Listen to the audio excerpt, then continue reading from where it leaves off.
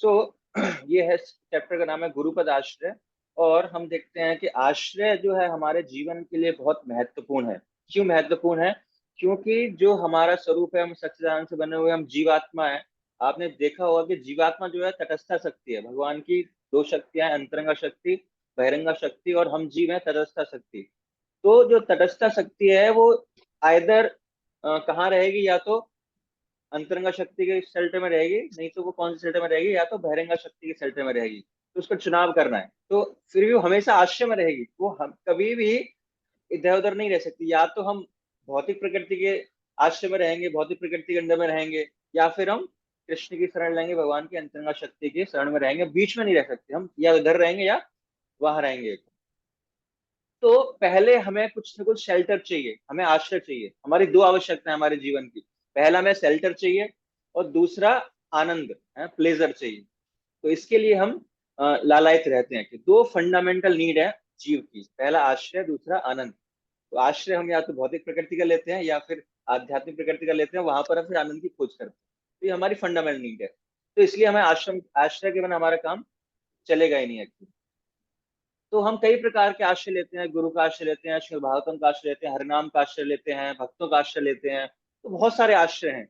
और भौतिक जगत में हम बहुत सारी चीजों का आश्रय ले सकते हैं, है ना। भौतिक वस्तुओं का आश्रय लेते हैं, पेरेंट्स का आश्रय ले रहे हैं, इवन डॉक्टर्स का आश्रय ले रहे हैं, बहुत सारी भौतिक तमाम वस्तुएं हैं। तो ये आश्रय की परिभाषा है कि इस तरह से हम आश्रय लेते हैं।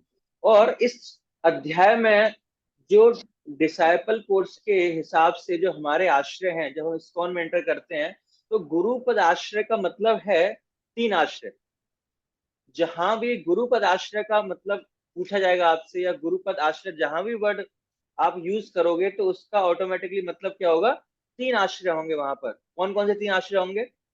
प्रभुपाद आश्रय सबसे पहले, दीक्षा गुरु गुरु आश्रय, आश्रय, और शिक्षा गुरु शिक्षा गुरु आश्रय। आश्रय। तो गुरुपद आश्रय का मतलब ये नहीं है खाली हम दीक्षा गुरु का आश्रय ले रहे हैं।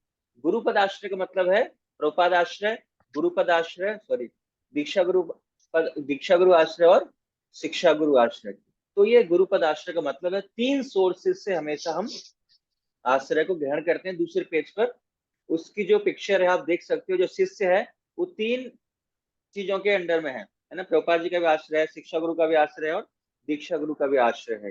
तो ये जो फैसिलिटी है, ये केवल और केवल इस्कॉन में मिल सकती है आपको, है ना। हमारे पास सपोर्ट सिस्टम है। जैसे एक माता जी प्रश्न पूछ रही थी कि मान लो हमारे गुरु चले जाते हैं बाई चांस, तो हम किस आश्रय में? गुरु के जाने के बाद भी हमारे पास दो आश्रय रहेंगे। कौन कौन सा?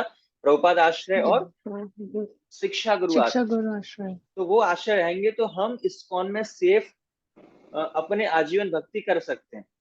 क्योंकि हमारे पास एक आश्रय जाएगा, फिर भी दो आश्रय हमारे पास रहेंगे। तो ये जो सुविधा है केवल इस्कॉन के अंदर है। बाकी संस्थाओं में आप देखोगे तो केवल एक गुरु होता है, और गुरु चला गया। और हम देखते हुए संस्थाओं में कि जब तक गुरु रहता है, जब तक तो उनका कनेक्शन है, सब कुछ ठीक ठाक चल रहा है। लेकिन गुरु के जाते ही क्या हो जाता है, उसको लगता है मैं अनाथ हो गया। लेकिन इस्कॉन में ऐसा नहीं है। तो इसीलिए इस्कॉन में सिस्टम बना गया है गुरुपद आश्रय मतलब जय प्रभुपाद आश्रय, शिक्षा गुरु और दीक्षा गुरु का आश्रय, ये तीन आश्रय हैं। तो पहला जो प्रश्न है कि हम किस प्रकार प्रभुपाद जी के साथ संबंध स्थापित कर सकते हैं, क्या क्या कार्य करें जिससे कि हमारा हम शेल्टर फील करें प्रभुपाद से, प्रभुपाद आश्रय फील करें। तो कुछ पॉइंट्स आप बता सकते हो उसमें से, एक दो पॉइंट। तो मैं भाग जल्दी बताऊंगा। Chanting of holy name Prabhu ji. Chanting of holy name, ठीक है। और क्लोज थोड़ा सा Vyasa reading puja of books. Prabhu ji, Vyasa Puja. हमें प्रभुपाद जी से संबंध बनाना है कि हम प्रभुपाद जी का शेल्टर फील करें, तो उसके लिए हम क्या कार्य कर सकते हैं?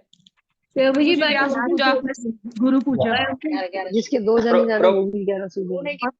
प्रभुपाद जी की पूजा कर सकते हैं, प्रभुपाद जी की बुक्स रीड करना, प्रभुपाद जी की पुस्तकों का अध्ययन कर सकते हैं। तो हम प्रभुपाद जी का आश्रय को फील कर पाएंगे। और कीर्तन करना, को फॉलो करना।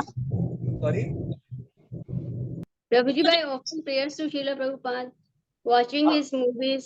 प्रभुपाद जी की पुस्तकों का अध्ययन करना, प्रभुपाद जी की मूवी देखना, प्रभुपाद जी की लीलाओं को सुनना। प्रभुपाद जो लीलामृत है ना, उनकी लीलाओं को सुनना है। एक्चुअली जब तक हम, कितने लोगों ने प्रभुपाद लीलामृत पढ़ा है अभी तक?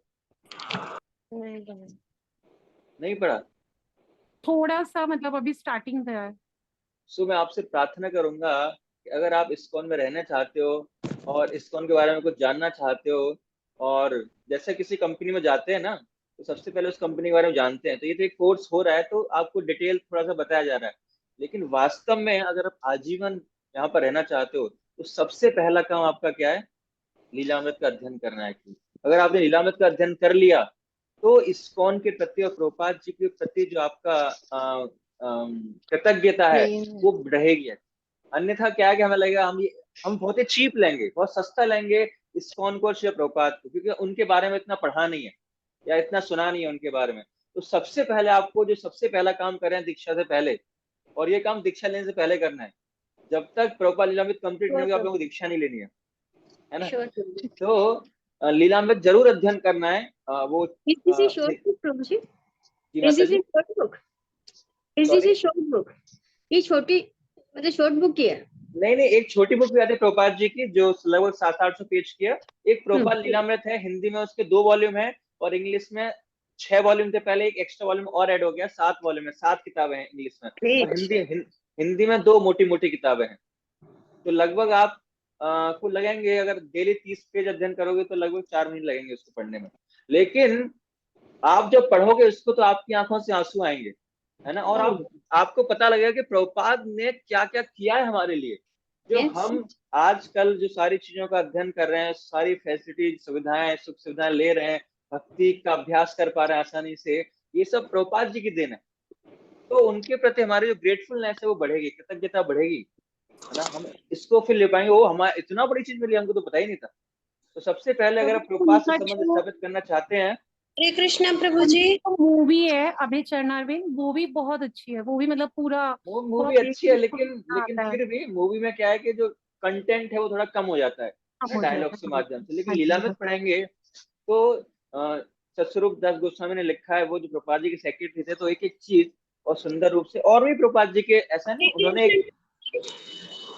उन्होंने प्रभुपाद जी के बारे में कथाएं लिखी हैं। इसके अलावा बहुत सारी और बुक्स हैं जो प्रभुपाद के शिष्यों ने प्रभुपाद जी ग्लोरिफिकेशन किया है। तो सबसे पहले प्रभुपाद लीलामृत कंप्लीट करना है, उसके बाद जो है अन्य पुस्तकें कंप्लीट करनी है, तब हम प्रभुपाद जी से अपना संबंध स्थापित कर सकते हैं। और हमें प्राउड होना चाहिए कि हम प्रभुपाद जी के शिष्य हैं, यस है या प्रभु जी। ना। We are should proud. जी माता जी। हरे कृष्णा प्रभु जी। जी जी जी, सीमा माता हाँ जी। प्रभु जी, मैं कह रही थी जो लीला प्रभुपाद जी लीलामृत की बुक है, सच में बहुत इंस्पायरिंग है। वो स्टार्टिंग में ही दिखाया गया कि उनके साथ कितना बुरा बुरा हुआ था और उनकी हाँ वाइफ ने तक उनका कभी साथ नहीं दिया। तो जी वो जी, आप चीज देते हैं बहुत प्रभु का। इंस्पायर करती है ठीक है, कि कोई बहुत अच्छे। दे कुछ ना हो फिर भी हमें बिल्कुल बिल्कुल बिल्कुल। पढ़ना है। ठीक है ठीक है, धन्यवाद। और जो हम देखते हैं, जो गुरु पूजा करते हैं, हम प्रभुपाद जी की पूजा करते हैं सुबह 7:30 बजे, जैसे मैंने पहले बताया। तो प्रभुपाद जी को फ्लावर ऑफर करना चाहिए, यस। है ना। और प्रभुपाद जी को ऑफर करके प्रभुपाद जी को कुछ न कुछ प्रार्थना अर्पित करनी चाहिए, है ना। जब भी आप प्रभुपाद जी के पास जाते हो तो क्या मूड रहना चाहिए आपका, क्या मेंटली रहना चाहिए, है ना। तो हमारा मूड क्या रहना चाहिए कि प्रभुपाद जी इस आंदोलन के कमांडर चीफ है ना, प्रधान सेनापति हैं। तो जब हम जाएं तो हमें रिपोर्ट करना चाहिए प्रभुपाद जी को, प्रभुपाद जी कल मैंने क्या क्या किया था आपके लिए, प्रभुपाद के लिए, इस्कॉन मूवमेंट के लिए, भक्तों के लिए क्या क्या किया, और क्या क्या मैं आज करने जा रहा हूँ। तो प्रभुपाद जी को रिपोर्ट करना चाहिए वहां जाके। कई लोग लेटर लिखते हैं, प्रभुपाद जी को लेटर भी लिख सकते हैं, वर्बली मेंटली प्रार्थना अर्पित कर सकते हैं, प्रभुपाद जी मैंने आज आपके लिए क्या, कृपा करके मुझे आशीर्वाद दीजिए, आज मैंने ये प्लानिंग की है, आज मैं आपके लिए ये कर पाऊं। तब हमारा जो संबंध है उनसे कुछ बनेगा, पर्सनल रिलेशन बनेगा। नहीं तो खाली प्रणाम मत बोल दिया, हाँ प्रभुपाद जी यहाँ बैठे हैं, ऐसे चलते रहते। कुछ पर्सनल रिलेशन बनेगा कब, जब हम कुछ उन्हें प्रार्थना अर्पित करेंगे, व्यक्तिगत प्रार्थना अर्पित करेंगे, अपना हृदय शेयर करेंगे प्रभुपाद जी के साथ। तब क्या होगा, हमारा संबंध प्रभुपाद से बढ़ेगा। और सबसे बड़ी बात जो है, प्रभुपाद जी का जो मूड एंड मिशन है, प्रभुपाद जी का जो भाव है, प्रभुपाद जी का जो मिशन को हिंदी में बोलेंगे उद्देश्य है, क्या है। तो प्रभुपाद जी के जब लेक्चर को हम सुनते हैं, तात्पर्यों को पढ़ते हैं, तो हर तात्पर्य में, लेक्चर में प्रभुपाद जी का मूड एंड मिशन दिखाई देता है कि क्या भाव है, प्रभुपाद जी क्या चाहते हैं। और उस मूड एंड मिशन को समझना और उसके अनुसार कार्य करना। जिस प्रकार प्रभुपाद जी ने मौनी प्रोग्राम दिया, तो प्रभुपाद जी चाहते हैं कि हर शिष्य को जो भी इस्कॉन से जुड़ रहा है उसको मौनी प्रोग्राम करना चाहिए। और श्री प्रभुपाद जी की जो फोटो है, अगर आप लैपटॉप यूज कर रहे हैं, फोन यूज कर रहे हैं, है ना, और वो जो चीजें पब्लिकली हैं क्योंकि और लोग भी देखते हैं, तो उस पर प्रभुपाद जी की पिक्चर होनी चाहिए, है ना।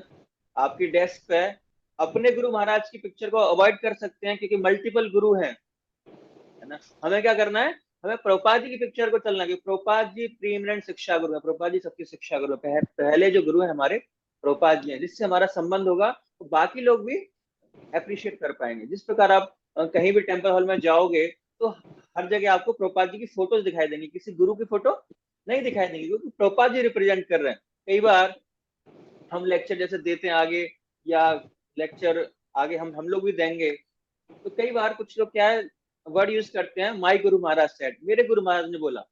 सो हमें ऐसे शब्द यूज नहीं करने चाहिए। या तो हम उनका नाम लें, है ना, परम पूज्य this this this his holiness Maharaj says this, उन्होंने ये बोला है, उन्होंने ये बोला, तो ऐसे कोट करना चाहिए हमको। नहीं तो प्रयास करें ज्यादातर जो कोट्स होने चाहिए हमारे प्रभुपाद जी से होने चाहिए। तो हमें गुरु का ऐसे नाम नहीं लेना चाहिए, सॉरी, गुरु का नाम लेना चाहिए, ऐसा नहीं बोलना चाहिए लेक्चर में कि मेरे गुरु महाराज ऐसे कहते हैं, मेरे गुरु महाराज ऐसे कह सकते हैं, है ना, क्योंकि हम प्रभुपाद जी को रिप्रेजेंट कर रहे हैं, हम किसी गुरु को रिप्रेजेंट नहीं कर रहे वहां पर, एक, है ना, हम किसको रिप्रेजेंट कर रहे हैं, प्रभुपाद को रिप्रेजेंट कर रहे हैं।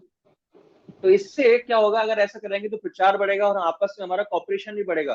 तो अन्य गुरुओं के शिष्य हैं वो भी हमारा आपस में क्या होगा, कॉपरेशन होगा, और श्री प्रभुपाद से संबंध बढ़ेगा हमारा। तो श्री प्रभुपाद जी के द्वारा हमें शक्ति प्रदान की जाएगी इस्कॉन में भक्ति करने के लिए अच्छी तरह से और प्रचार करने के लिए। तो जब भी हम नए लोगों को लाते हैं इस प्रकार, तो ये प्रभुपाद आश्रय लेने के कुछ कुछ रीजन थे जो मैंने बताए, आप लोगों को कल भी बताए गए होंगे, ये कुछ ज्यादा डिटेल में नहीं जा रहे हम। इसके बाद जब भी नए भक्त आते हैं, तो प्रभुपाद जी बुकलेट में लिखा है, नए सदस्यों को श्री प्रभुपाद का आश्रय लेने के लिए निर्देशित करना, है ना। तो जब भी नए भक्त आते हैं तो उन्हें हम कृष्ण भाव में निर्देशित करते हैं, किसकी शिक्षा को स्वीकार करना है, प्रभुपाद जी के लेक्चर सुनने हैं, प्रभुपाद जी की प्रणाम मंत्र करना है। तो नए भक्तों को भी हम प्रभुपाद जी को इंट्रोड्यूस करते हैं और प्रभुपाद जी का प्रणाम मंत्र बोलने के लिए उनसे हम आग्रह करते हैं। और इसके बाद है, इस प्रकार मैंने बताया आपको कि जो गुरु पद आश्रय का मतलब है इस्कॉन के अंदर दीक्षा गुरु का आश्रय, शिक्षा गुरु का आश्रय और प्रभुपाद का आश्रय, ये तीनों मिलाकर हमें गुरु पद आश्रय देते हैं। तो इसके बाद प्रश्न है कि दीक्षा गुरु पाद आश्रय, दीक्षा गुरु, शिक्षा गुरु और प्रभुपाद आश्रय में क्या संबंध है, कोई बताना चाहेगा? क्या फर्क है या क्या कॉमन चीजें हैं, तीनों का आश्रय लेने में क्या कॉमन चीजें हैं, क्या संबंध है, या अलग अलग है, कुछ डिफरेंस है उसमें? हम गुरु दीक्षा गुरु का आश्रय ले रहे हैं, शिक्षा गुरु का आश्रय ले रहे हैं, प्रभुपाद जी का आश्रय ले रहे हैं, तो उन तीनों आश्रम में कुछ कॉमन है या नहीं है, क्या विभिन्नताएं हैं, क्या है, वो संबंध बताना है आपको, एक आध पॉइंट्स। क्वेश्चन क्लियर है? हरे कृष्णा प्रभु जी। प्रभु जी, शिल प्रभुपाद जी के साथ संबंध को मजबूत बनाना, दृढ़ करना। नहीं नहीं, आप समझ रहे हैं, दीक्षा गुरु का हमने आश्रय लेते हैं, हम शिक्षा गुरु का आश्रय लेते हैं, प्रभुपाद जी का आश्रय हमने देखा कैसे ले सकते हैं। तो जब हम इन तीनों का आश्रय लेते हैं तो उसमें कुछ कॉमन है, कुछ संबंध है साथ में, या तीनों अलग अलग आश्रय? जी प्रभु प्रभु जी, मैं थोड़ा सा बता, हाँ बताइए। प्रभु जी प्रभुपाद जी तीनों अलग प्रभुपाद जी ने हमें कृष्ण भावनामृत में हमें लेके आए हैं और भगवान के द्वारा हमें भगवान से वो हमें जोड़ रहे हैं। ऐसे शिक्षा गुरु ने भी हमें भगवान के कृष्ण प्रभुपाद जी के बारे में बताया है और भगवान के बारे में बताया है। ठीक है, बहुत क्लोज है। और भी बताना चाहेगा? प्रभु जी, शिक्षा गुरु, दीक्षा गुरु और प्रभुपाद जी सभी हमें यही एडवाइस करते हैं कि we should chant the holy name. हाँ, बहुत अच्छा। और भी बताना चाहेगा? तीनों प्रभु हमें जी, शास्त्रों से ही आगे शिक्षा देते हैं, हाँ हाँ, वो भी तो बताते हैं, शास्त्रों से ही बताते हैं।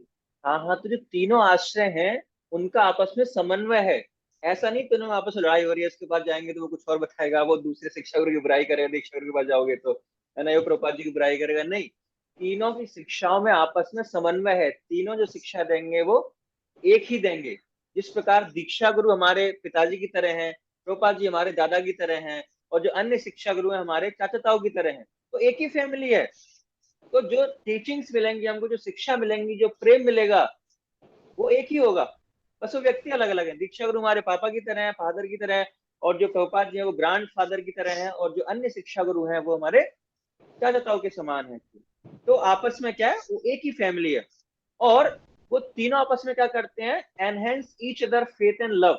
वो एक दूसरे को प्रेरित करते हैं। जब दीक्षा गुरु हमें उपदेश देंगे तो प्रभुपाद जी के प्रति प्रेम को हमारा श्रद्धा बढ़ाएंगे, अन्य शिक्षा गुरुओं के प्रति श्रद्धा बढ़ेगी हमारी। ऐसा नहीं बुराई करेंगे दोनों की। उसी प्रकार जो शिक्षा गुरु से हम शिक्षा गुरु से जब हम सुनेंगे तो वो भी हमारे दीक्षा गुरु के प्रति फेथ बढ़ाएंगे, और श्री प्रभुपाद जी के प्रति फेथ, जो श्रद्धा है, जो प्रेम है हमारा, वो बढ़ेगा। तो तीनों आपस में एक ही है, एक दूसरे के विरुद्ध जो है कुछ नहीं कहेंगे एक्चुअली। तीनों ही हमें उसी मार्ग पर लेके जाते हैं, और श्री कृष्ण हाँ, तीनों का उद्देश्य एक ही है। इसीलिए हम हमेशा शेल्टर में, तो हमारे दीक्षा गुरु नहीं है, मान लो इसी धरती पर है, लेकिन हम उनके पास समय नहीं है, तो भी हमारे पास प्रभुपाद जी का आश्रय है और दीक्षा गुरु का, शिक्षा गुरु का आश्रय। जिस प्रकार हम श्री प्रभुपाद जी का आश्रय लेते हैं, उसी प्रकार हम दीक्षा गुरु और शिक्षा गुरु का भी आश्रय उसी प्रकार ले सकते हैं। उनकी पुस्तक अध्ययन करके, लेक्चर सुन के, उनका संग करके, वाणी संग बपू संग करके, उनका भी हम आश्रय ले सकते हैं। आश्रय कैसे लेना है आपको पता है ना। आश्रय मतलब प्रभुपाद जी का आश्रय में लिया, उसी प्रकार हम दीक्षा गुरु और शिक्षा गुरु का भी आश्रय, उनसे संबंध इन्हीं चीजों को करके भी बढ़ा सकते हैं। प्रभु जी, पदाश्रय का डेफिनेशन दिया जाए तो डेफिनेशन क्या ऐसे होगी, एकदम क्लियर बिल्कुल, प्लीज आप बताएं। हाँ, डेफिनेशन क्या है, जैसे मान लो जैसे बारिश हो रही है ना, बारिश हो रही है और आप बारिश में भीगने से बचना चाहते हो, तो आप किसका आश्रय लोगे? अम्ब्रेला। यस, अम्ब्रेला आश्रय लोगे ना। तो अपने आप को सेफ करने के लिए, प्रोटेक्ट करने के लिए हम जो वस्तु का उपयोग करते हैं वो आश्रय। तो अपने आप को भक्ति में सेफ रखने के लिए हमें कुछ प्रोटेक्शन चाहिए, आश्रय चाहिए, तो हमने आश्रय को, अगर हम, जैसे मैंने पहले ही बताया, अगर हम आश्रय नहीं लेंगे, अब आगे हम डिस्कस करेंगे उसको, तो क्या होगा, बहुत सारी दिक्कतें आएंगी, है ना। हम हमेशा शेल्टर फील नहीं रहेंगे, हमारी भक्ति में आगे उन्नति नहीं हो पाएगी, हम भक्ति से टूट जाएंगे। ये आश्रय। आप कुछ पूछना चाह रहे थे माता जी? ज्योति माता जी, आपका हैंड। हरे कृष्णा प्रभु जी, मैंने बस यही कहना था कि आश्रय का मतलब है कि अगर हम उनकी टीचिंग्स को फॉलो करें, पदाश्रय। हाँ हाँ, आश्रय लेने के बहुत सारे तरीके हैं, जैसे हमने प्रभुपाद जी की डिस्कस किए, तो उसी प्रकार हम अपने गुरु का, दीक्षा गुरु का, शिक्षा गुरु का भी आश्रय उन्हीं वेज में हम ले सकते हैं। मनीष प्रभु। हरे कृष्ण प्रभु जी, मेरा एक क्वेश्चन है। जैसे अभी लास्ट आपने अभी एक वर्ड्स कहे हैं कि हमें प्रभुपाद जी को अकेला प्रणाम अंतर नहीं करना चाहिए, अगर हमें उनसे रिलेशन स्ट्रॉन्ग करना है तो हमें उनको लेटर लिखना चाहिए, या वी शुड प्रे, या वी शुड से प्रणाम कि हमने आज ये किया। सॉरी, ठीक है, बोलिए। जैसे, तो मेरा इसमें ये प्रैक्टिकल क्वेश्चन ये था कि जैसे आई एम फ्रॉम गृहस्थ आश्रम, ठीक है, तो मैं कॉर्पोरेट में जॉब करता हूँ, सुबह निकल जाता हूँ, आउट ऑफ सिटी जाता हूँ, तो मेरे पास सिर्फ एक संडे का दिन होता है जिस दिन हमने टेम्पल जाना होता है हमारे मेंटोर के साथ। तो मैं इस तरह की कोई भी सेवा नहीं कर पाता है during the week end weekend के, मतलब इनफैक्ट संडे को भी मुझे अपनी मदर के मैं साथ। थोड़ा शॉर्ट में करता हूँ इसको। तो आप क्या कर सकते हो, हमारे घर में एक ऑल्टर होना चाहिए जिसमें डीटीज होना चाहिए, प्रभुपाद जी की फोटो होनी चाहिए। अगर ऑल्टर नहीं है तो कम से कम प्रभुपाद जी और चैतन्य महाप्रभु पंचतत्व की फोटो होनी चाहिए। कम से कम इतना होना चाहिए, अगर हम भक्त हैं तो, माला कर रहे हैं तो इतना, कम से कम पंचतत्व की फोटो होनी चाहिए, श्री प्रभुपाद जी की फोटो कम से कम होनी ही चाहिए।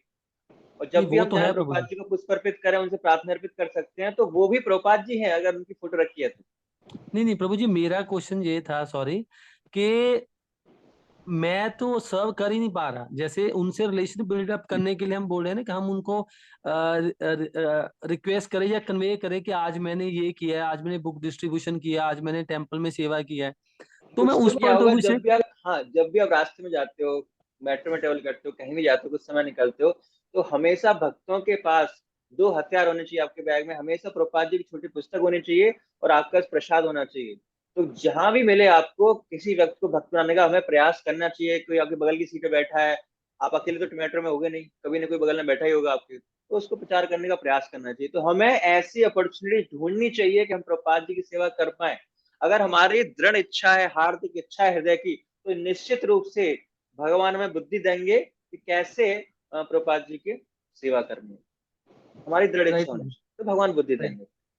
ठीक है। और जैसे मैंने बताया कि ये जो आश्रय है, जो भगवान की कृपा है, केवल शिक्षा गुरु पर, केवल दीक्षा गुरु पर या प्रभुपाद तक ही सीमित नहीं है, है ना। जिस प्रकार आप हैंडबुक देखोगे तो उसमें लिखा है कि भगवान की कृपा जो है विभिन्न माध्यमों से हमें मिलती है ना। क्या लिखा है उसमें? श्री कृष्ण की कृपा भक्ति का उद्धार होता है जो विभिन्न माध्यमों से उसे प्राप्त होती है। इसमें आते हैं कौन कौन आते हैं? चैत्य गुरु, श्रील प्रभुपाद, गुरु परंपरा, दीक्षा गुरु, शिक्षा गुरु, हरिनाम, शास्त्र, भक्ति के 9 अंग, भगवान की कृपा, इन सब तक भी सीमित नहीं रहती। इससे भी बहुत सारी चीजें ज्यादा है जिन वस्तुओं से हमें भगवान की कृपा मिलती है। तो केवल ये नहीं है कि मैं इस्कॉन में आ गया, बस मेरे गुरु महाराज हैं या खाली प्रभुपाद जी हैं या अन्य शिक्षा गुरु, नहीं नहीं, हमारी कृपा उनसे भी बियॉन्ड, जिनसे भी हमारा संबंध है, जिनका भी हम सहारा ले रहे हैं, उन सब पर हमारी कृपा जो है, कृष्ण की कृपा डिपेंड करती है। तो वो लिमिट नहीं है, अनलिमिटेड चीजें हैं जिन पर प्रभुपाद जी की कृपा जो है वो निर्भर करती है। तो ये लेसन 1 था, जिसमें हमने गुरुपद आश्रय के बारे में चैत्य चर्चा गुरु की थी। क्या होता है? चैत्य गुरु होते हैं परमात्मा जो हमारे हृदय में रहते हैं, जो हमें कभी कभी इंस्पायर करते हैं, वो चैत्य गुरु का काम करते हैं। ठीक है। सो हम दूसरे लेसन पे आते हैं, इसमें है गुरु का चयन। किस प्रभु प्रकार हम, जी क्वेश्चन प्लीज। जी माता जी बोलिए प्रभु बोलिए। जी कि chant at least the first of Srila Prabhupada प्रणाम मंत्र, चैंट एटलीस्ट फर्स्ट, इसका क्या होता है? हाँ, एक्चुअली 2 लाइन है प्रभुपाद जी के प्रणाम मंत्र में ना, 2 लाइन है ना। एक्चुअली वास्तव में क्या होता है कि जो पहली लाइन होती है वो प्रभुपाद जी का प्रणाम मंत्र होता है, और जो दूसरी लाइन होती है जो वो प्रभुपाद जी के गुण और कार्यों का गुणगान होता है। पहली लाइन क्या है? नमो विष्णु पदाय कृष्ण पृष्ठाय भूतले श्रीमते भक्ति वेदांत स्वामिन इति नामिने, है ना, उनको प्रणाम कर रहे हैं। और दूसरी लाइन क्या है? नमस्ते सरस्वती देवी गौरवाणी प्रचारणे निर्विशेष शून्यवादी पाश्चात्य विस्तारणे। तो उनका गुणगान है, क्या कार्य किए उन्होंने। यस यस, इसी प्रकार भक्तिदान महाराज का है, एक लाइन है, उसके बाद 3 लाइन है उनके ग्लोरिफिकेशन में। Clear Prabhu ji, clear, thank you. ठीक है। ऐसे जो गुरु हैं, दीक्षा गुरु जिनसे दीक्षा लेंगे उनके भी प्रणाम मंत्र होते हैं। यस, ठीक है। तो कम से कम जो पहली लाइन है उसका हम उच्चारण करें, ये उसमें बताया गया। ठीक है। इसमें कोई डाउट है किसी को गुरुपद आश्रय में अभी? No problem, clear. ठीक है। सो अब आते हैं हम गुरु के चयन पर कि जो गुरु है, जो दीक्षा गुरु, गुरु मतलब यहाँ पर दीक्षा गुरु की बात हो रही है कि दीक्षा गुरु का, और हमने शिक्षा गुरु का चयन कैसे करना है आपको बताया था, अगर आपको याद है तो, है ना। शिक्षा गुरु का चयन कैसे किया जाता है हमने बताया था कि जब तक शुरुआत में, बाकी बाद में क्या होता है कि दीक्षा गुरु कभी कभी हमें शिक्षा गुरु अलॉट करते हैं कि आप इनसे शिक्षा लो, आप इनके अंडर गाइडेंस में भक्ति करो, हमने बाद में बताया था। ठीक है। जी माता जी, ज्योति माता जी। प्रभु हरे जी कृष्ण श्रील प्रभु प्रभुपाद जी। की प्रभु जी ने बोला था, दूसरे प्रभु जी ने, कि शिक्षा गुरु हम बाद में ही बना सकते हैं आफ्टर दीक्षा। तो यही मुझे कंफ्यूजन रही थी, उस दिन भी मैं क्लियर नहीं कर पाई। बट आपने कहा था कि हमारे बहुत सारे शिक्षा गुरु हो सकते हैं, और उन्होंने बताया कि शिक्षा गुरु हमें गुरु से पूछ के ही चूज करने चाहिए, हम हाँ किसी को भी अपना शिक्षा गुरु नहीं बना सकते। हाँ माता जी, एक्चुअली जैसे मैंने बताया था कि हमारे जीवन में बहुत सारे शिक्षा, बहुत सारे लोगों से इंस्पिरेशन लेते हैं, तो वो शिक्षा गुरु के बराबर ही है। लेकिन जैसे मैंने बताया था कि हमें फॉलो एक को करना है, वो शिक्षा गुरु लगभग मध्यम अधिकारी स्तर पर होने चाहिए। और जनरली आमतौर पर क्या होता है, आमतौर पर क्या होता है कि वो शिक्षा गुरु जो होते हैं दीक्षा गुरु के द्वारा ही अलॉट किए जाते हैं। कि जैसे मान लो हम कभी महाराज के पास जाते हैं, अपने गुरु के पास जाते हैं और पूछते हैं कि महाराज क्या मेरे लिए इंस्ट्रक्शन है, तो महाराज हमसे बोलते हैं कि आप इन व्यक्ति के अंडर गाइडेंस में सेवा करो, तो वो आपके शिक्षा गुरु हो गए, वो आपको सिखाएंगे, है ना।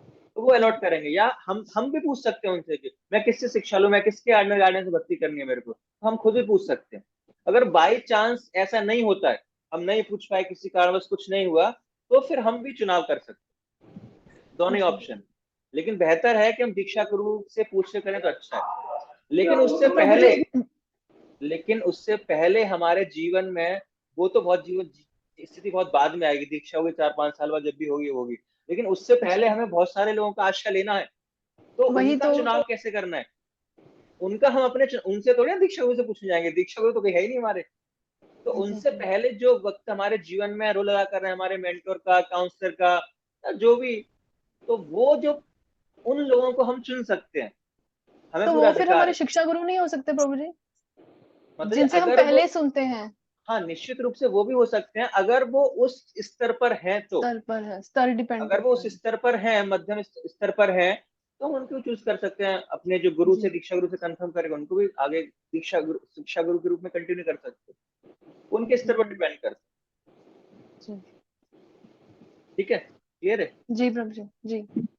दूसरा है अभी गुरु का चयन, है ना, गुरु का चयन कैसे करना है। तो यहाँ पर दीक्षा गुरु की बात हो रही है कि गुरु का चयन हम कैसे कर सकते हैं। तो यहाँ पर जो पहला प्रश्न है वो बताया गया है कि जिस प्रकार मान लो आप मार्केट में मोबाइल परचेज करने जा रहे हो, है ना, आप, क्योंकि मोबाइल बहुत कॉमन चीज है, सबको पता है मोबाइल के बारे में।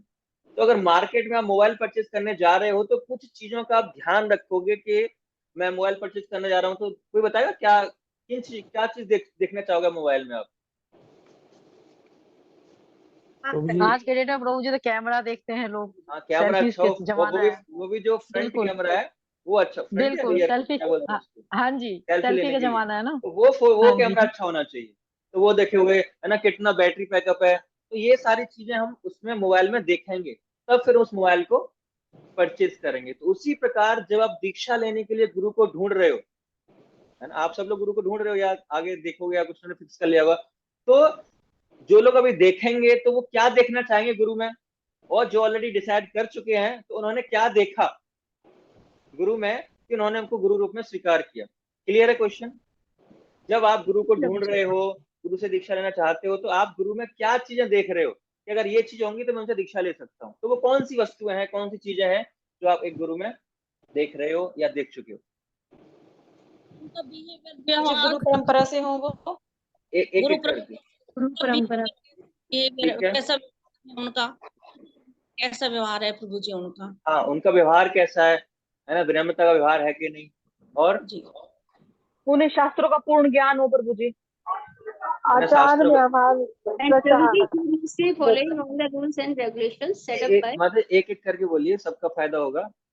ठीक है, और कोशिश करिए हाथ खड़ा कीजिए। सबसे पहले प्रीफर में करूंगा जो हाथ खड़ा करेंगे उनसे बुलवाऊंगा, और बाकी बाद में जिन्होंने हाथ खड़ा नहीं किया उनका नंबर आएगा। सौम्या प्रभु, फटाफट फटाफट जल्दी जल्दी बताना है आपको जी। आपकी आवाज प्रभु नहीं जी आ आपकी रही। आवाज क्लियर नहीं आ रही। नेक्स्ट प्रिया माता जी। प्रभु जी मैं बोल रहा हूँ कि जैसे मैंने इसको में मैं आया था। तो आपकी आवाज नहीं आ रही, कोई बात नहीं, आप सुनो। प्रिया माता जी बताइए। प्रभु जी सबसे पहले तो कि उनका स्तर हमसे ऊंचा होना चाहिए भक्ति में। हाँ, तो स्तर हमें कितना ऊंचा होना चाहिए। हम भक्ति करके आनंद अब बोलेंगे चली जाएगी। कितना स्तर ऊंचा होना चाहिए, रुक जा। है ना। आगे आप कोट पढ़ोगे तो कृपा जी लिखते हैं कि जो दीक्षा गुरु है एकदम उत्तम अधिकारी होना उत्तम चाहिए, अधिकारी। उनसे हम दीक्षा ले सकते हैं। ज्योति माता जी। प्रभु जी वो मेरी त्रुटियों को नोटिस करें, उन्हें करेक्ट करें, हमें माया से हाँ, बचाएं और स्पिरिचुअल क्वेरीज को मैं सॉल्व ऐसा करें। गुरु ढूंढ रहा हूँ जो मेरे दोषों को देख पाए और उनको विनाश कर पाए, हथौड़ा मार पाए, उनमें साफ कर पाए। जी प्रियंका माता जी। हरे कृष्णा प्रभु जी, तो एक्सेसिबल हो, आसानी से मैं उनसे कम्युनिकेट कर पाऊँ। आसानी से जो मेरी बात सुने, मैं जो भी चीज है, मैं जो कम्युनिकेशन बना रहे। कम्युनिकेशन बना रहे, आसानी से अवेलेबल रहे कम्युनिकेशन के लिए। ठीक है, अनुष्का माता जी।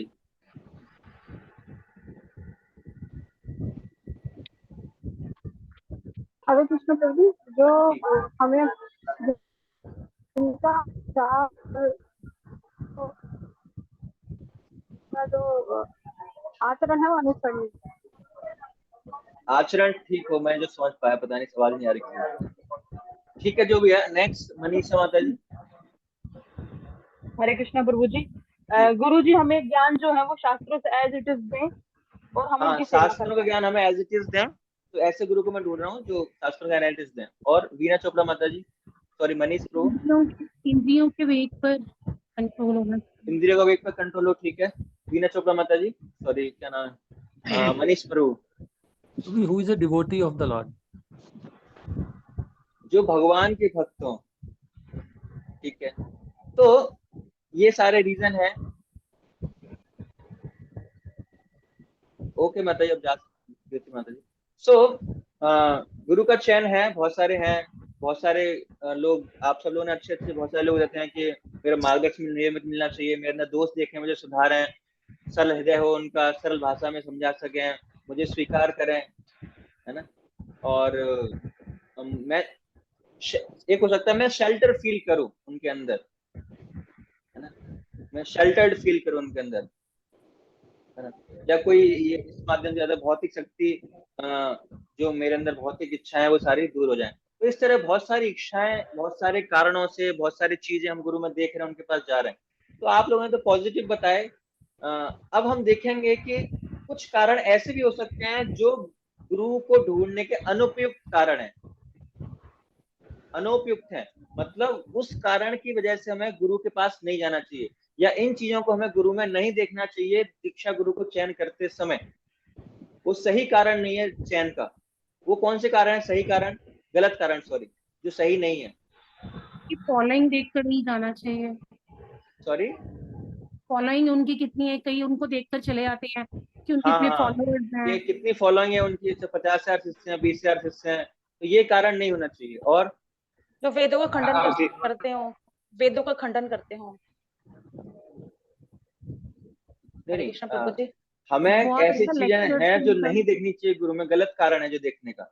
जैसे बहुत अच्छा लेक्चर देते हैं बट उनको, सॉरी, बहुत अच्छा लेक्चर देते हैं बट मतलब एंटरटेनिंग है, तो ये सब हाँ, नहीं बहुत अच्छा देखना लेक्चर है, चाहिए। एंटरटेन होता है बहुत, बिल्कुल नींद नहीं आती, बहुत अच्छा रहता है, और फॉरेन बहुत ही पॉपुलर है, टिप लेके जाते हैं, फॉरेनर है या फॉरेन मल्टीपल फॉलोअर्स हो प्रभु जी। Multiple foreigner. सौम्या प्रभु, आप कुछ कहना चाह रहे हैं? कुछ सुंदरता थे, बड़े सुंदर हैं, बड़े लंबे हैं, बड़े सुंदर लंबे चौड़े हैं, ठीक है। Saumya Prabhu, relation with multiple celebrity celebrity है ना, सेलिब्रिटी, मैं उनके साथ रहूंगा तो मेरे भी फॉलोअर बढ़ जाएंगे इंस्टा पे कुछ। मनीष प्रभु, प्रभु जी वो पॉलिटिकली एक्सपोज नहीं होने चाहिए। Let's suppose they have relation with the prime ministers and all that, तो उस चीज का उनका डोमिनेटिंग नहीं होना चाहिए। नहीं, आप क्वेश्चन समझे प्रभु? जो अनुपयुक्त कारण है, जो हम जिन गुरु में देख रहे हैं, दीक्षा गुरु में कौन कौन से अनुपयुक्त कारण है, वो चीजें हमें नहीं देखनी चाहिए, उसके बिहाफ पर दीक्षा गुरु डिसाइड नहीं करना चाहिए हमें। मेरे कहने का यही मतलब था कि लेट्स सपोज कोई पॉलिटिकली बहुत ज्यादा एक्सपोज्ड है, उसके पॉलिटिकली लिंक्स हैं, तो हाँ, हमें तो ये उस चीज चीज को हमें देख के उनको नहीं मेरे देखना कहने का चाहिए, यही मतलब। ठीक है। यस जी प्रियंका माता जी, मुझे हेरिडेटरी नहीं देखना हमें, वो किसी हेरिडेटरी से आ रहे हैं कि हेरिडेटरी फॉलो ना कर रहे हो कि हाँ उन्होंने भी उनसे ले लिया, फिर परिवार में जैसे होता है कि उन्होंने भी ले लिया, फिर उन्होंने भी ले लिया। एक्चुअली परिवार तो होता ही ऐसे है, बहुत ही अच्छा आपने पॉइंट उठाया है। तो सबसे बड़ा पॉइंट होता है कि ज्यादातर 99.99% केस में हम उससे दीक्षा लेते हैं जो हमारे काउंसलर ने, हमारे मेंटर का दीक्षा गुरु होता है। 99.9% यही केस होता है ना।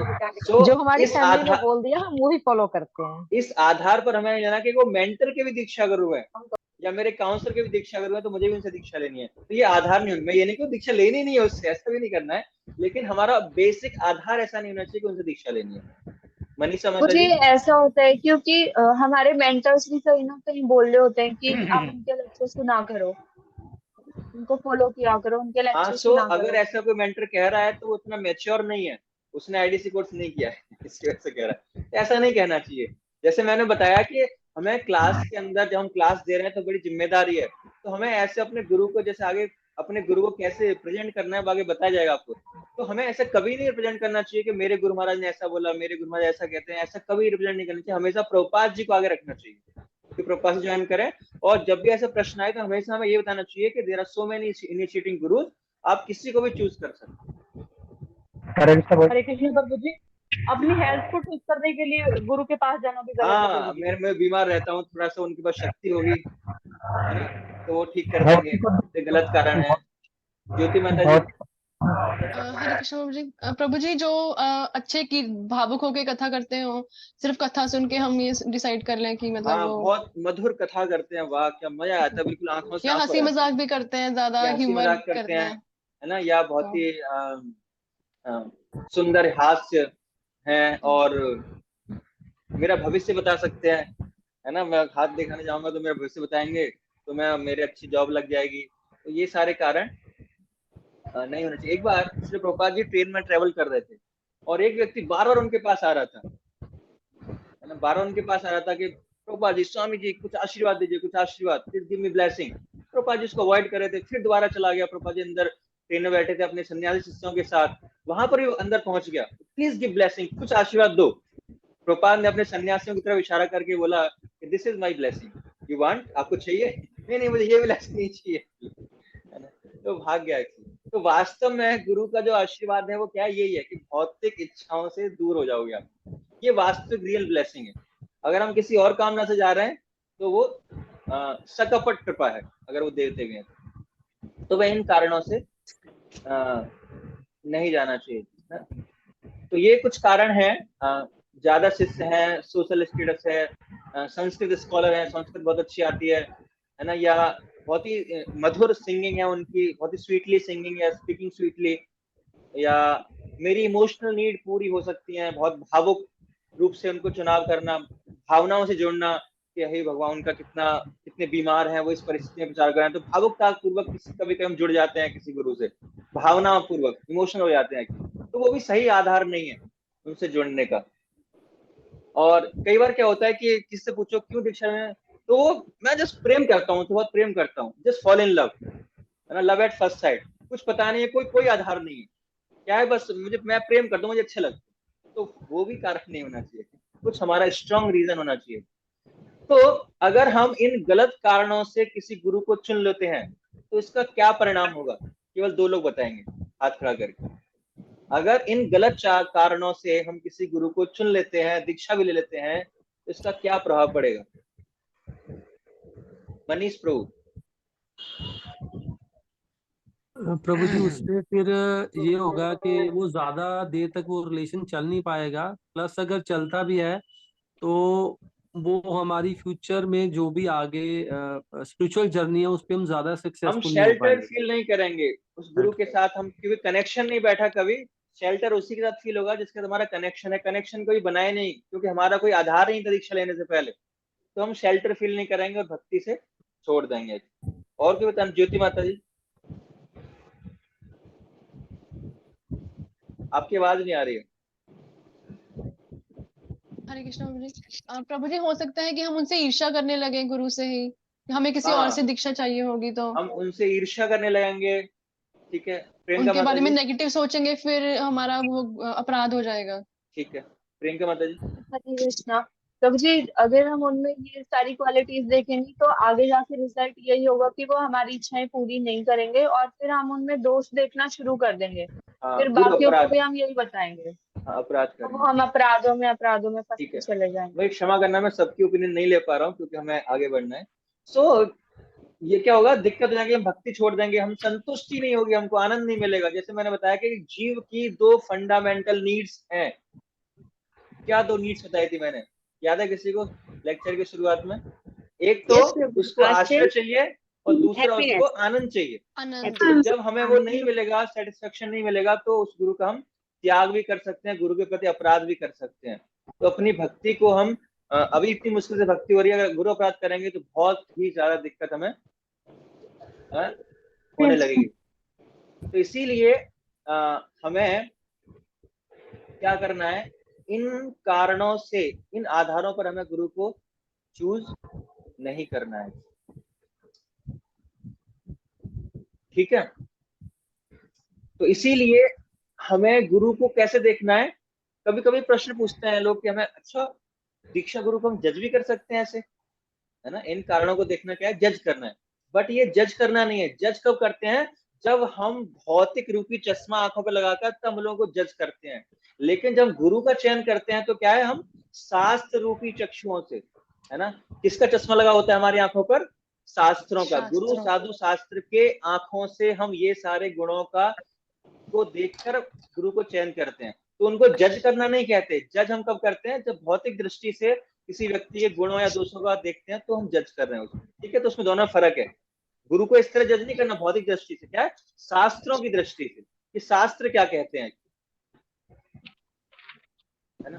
तो शास्त्र क्या कहते हैं, तो वो दृष्टि हमारे लिए बहुत महत्वपूर्ण है। तो जरूरी है, जैसे श्लोक है, शास्त्रों में गुरु की क्या क्वालिफिकेशन दे रखी है, तो जब नेक्स्ट पेज पर आप देखेंगे 33 पेज नंबर पर, तो वहां पर दे रखी है। वैसे बहुत सारी क्वालिफिकेशन है, हमने पहले भी चर्चा की थी, बहुत सारी क्वालिफिकेशन हम खाली 2 डिस्कस कर रहे हैं। एक तो वाचो वेगम मनसा क्रोध वेगम, 6 वेगों पर जिसका नियंत्रण है, और जो मेन चीज है वो क्या है, तद ज्ञानार्थ स गुरु एवाभिगच्छेत समित पाणी क्षोत्रियम ब्रह्मनिष्ठम। इन विषयों को सही प्रकार समझने के लिए एक व्यक्ति को विनम्रता पूर्वक हाथ में एक लकड़ी लेकर ऐसे गुरु के पास जाना चाहिए जो वेदों में पारंगत है और परम सत्य में दृढ़ता पूर्वक निश्चित है। तो इसीलिए हमें ऐसे गुरु के पास जाना है जो टीचिंग हमारी समझ में आए। जिस प्रकार जब हम उनसे सुने तो मेरा प्योरिफिकेशन हो रहा है नहीं हो रहा, जब मैं अपने दीक्षा गुरु को जो चूज करने जा रहा हूँ, चुनाव करने जा रहा हूँ, जब मैंने उनसे सुनता हूँ तो क्या वास्तव में मेरा प्योरिफिकेशन हो रहा है नहीं हो रहा। अगर हो रहा है तो मैं सही डायरेक्शन में जा रहा हूँ। जिस प्रकार एक परिवार में माँ भी बैठी है, उनकी सहेलियां हैं, मौसी वगैरह बैठी हुई हैं, तो जब उनका बच्चा है, एक माँ का जो छोटा सा बच्चा है, तो जब वो दूसरे की गोद में जाएगा तो वो सेटिस्फेक्शन वो फील नहीं कर पाएगा। जैसे टच करेगा वो संतुष्टि, वो खुशी उसको नहीं मिलेगी। लेकिन जैसे वो अपनी माँ की गोद में जाएगा तो तुरंत वो स्पर्श करते ही वो फीलिंग्स, वो अनुभव उसके पास आया कि हाँ यही मेरी माँ है ना। तो उसी प्रकार जब हम गुरुओं को सुनेंगे तो एक गुरु जो होंगे हमारे जीवन में, दीक्षा गुरु होंगे, जिनको सुनने से हम देखेंगे कि नहीं मेरे जीवन में बहुत रैपिडली कुछ न कुछ मेरा हृदय परिवर्तित हो रहा है, तो वो सही गुरु है आपके जीवन के दीक्षा गुरु के लिए। तो जब हम गुरु से सुनते हैं तो चेंज होती है, तो वो हमारी क्या है, मदर की तरह है। एक साथ हमें अंदर से फीलिंग्स आएगी कि हाँ यही है राइट चॉइस, है ना, यही राइट चॉइस है, इनसे मुझे दीक्षा लेनी है। तो ये कुछ गुरु की क्वालिफिकेशन है। तो हमें शास्त्रों के कक्षों से हमें इस तरफ जाना चाहिए। तो ये हो गया अनुपयुक्त कारण, अनुपयुक्त कारण। और फिर गुरु के चरण के चयन करने के जो चरण है उसमें दे रखा है कि पहले 1 साल का प्रशिक्षण हमको करना चाहिए, है ना, और 1 साल तक भगवान की सेवा करना चाहिए, साधना करनी चाहिए, 4 नियमों का पालन करना चाहिए, 16 माला करनी चाहिए, प्रातः कालीन मौनी पुराण करना चाहिए। लोग सोचते हैं कि मौनी पुराण जो है केवल मंदिर के भक्तों के लिए, ऐसा नहीं है। मौनी पुराण जो प्रभुपाद जी ने दिया है वो हर व्यक्ति के लिए, जो घर पर रहते हैं उनके लिए भी है। घर पर भी हमें एक मौनी पुराण कस्टमाइज्ड वर्जन उसका करना चाहिए। उसमें हर चीज, मंगल आरती भी होनी चाहिए, नरसिंह आरती होनी चाहिए, और गुरु पूजा भी होनी चाहिए, तुलसी आरती भी होनी चाहिए, कुछ रीडिंग हियरिंग भी होनी चाहिए। स्ट्रिक्टली हमें उसको फॉलो करना चाहिए। ये क्या क्वेश्चन है, एक सेकंड।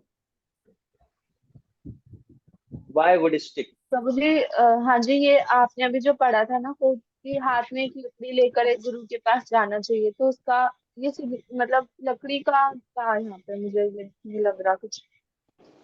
हाँ, एक्चुअली विनम्रता पूर्वक मतलब विनम्रता पूर्वक हाथ में जैसे तिनका लेके जाते हैं ना, जैसे सनातन गोस्वामी कहते हैं प्रण तिनका, तो इस वजह से उसमें विनम्रता को रिप्रेजेंट करता है। जो मैं सोच पा रहा हूँ, मैं हो सकता है 100% सही ना हूँ, जो मैं सोच पा रहा हूँ, इसलिए हो सकता है इसका दूसरा मीनिंग भी हो, मुझे एग्जैक्टली अभी याद नहीं आ रहा।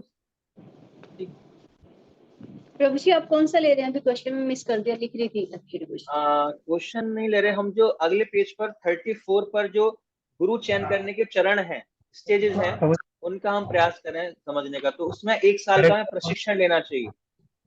1 साल तक जो साधना भक्ति के नियम है, मौन प्रणाम करना, 4 नियमों का पालन करना, 16 माला करना, है ना, ये सारे करने चाहिए 1 साल तक। और उसके बाद प्रभुपाद जी का आश्रय लेना चाहिए हमको, प्रभुपाद प्रणाम मंत्र करना चाहिए, प्रभुपाद जी के लेक्चर शुरू करना चाहिए ऑफिशियली रूप से। और जो इस्कॉन के जो अन्य अधिकारी हैं तो उनसे मार्गदर्शित हमें होना चाहिए। और उसके बाद फिर हमको दीक्षा गुरुपद आश्रय, शिक्षा गुरुपद आश्रय लेना चाहिए। आईडीसी उससे पहले ही करना चाहिए हमें, है ना। प्रभुपाद आश्रय जो हमने लिया तो उसके बाद हम आईडीसी करने योग्य हो जाते हैं, मतलब 1-1.5 साल बाद हम आईडीसी कर लेना चाहिए। उसके बाद हमें गुरु का चुनाव करना चाहिए, है ना। और गुरु का चुनाव करते समय हम कितना भी समय ले सकते हैं, इसमें 6 महीने दिया गया है, लेकिन हम कितना भी समय ले सकते हैं गुरु को चूज करने के लिए। और गुरु जैसे हमने चुन लिया किसी को, हम इनसे दीक्षा लेंगे, है ना, तो फिर हमें लगता है कि उनसे दीक्षा में इंस्पायर फील हो रहे हैं, तो उसके बाद भी हमें 1 साल तक उनको सुनना चाहिए। जब हमने सेलेक्ट कर लिया गुरु को, उसके बाद भी हमें 1 साल तक उनको प्रणाम मंत्र जप करना चाहिए, उनका आश्रय देना चाहिए, और कम से कम 1 साल तक उनको सुनना चाहिए। और अगर आपको लगता है कि हमने जो गुरु चुना था तो 1 साल के बाद भी चेंज कर सकते हैं, जब तक दीक्षा नहीं हुई हम गुरु चेंज कर सकते हैं, कोई दिक्कत नहीं है। प्रभु जी उनके लेक्चर सुनना लाइव या यूट्यूब पे सुन सकते हैं?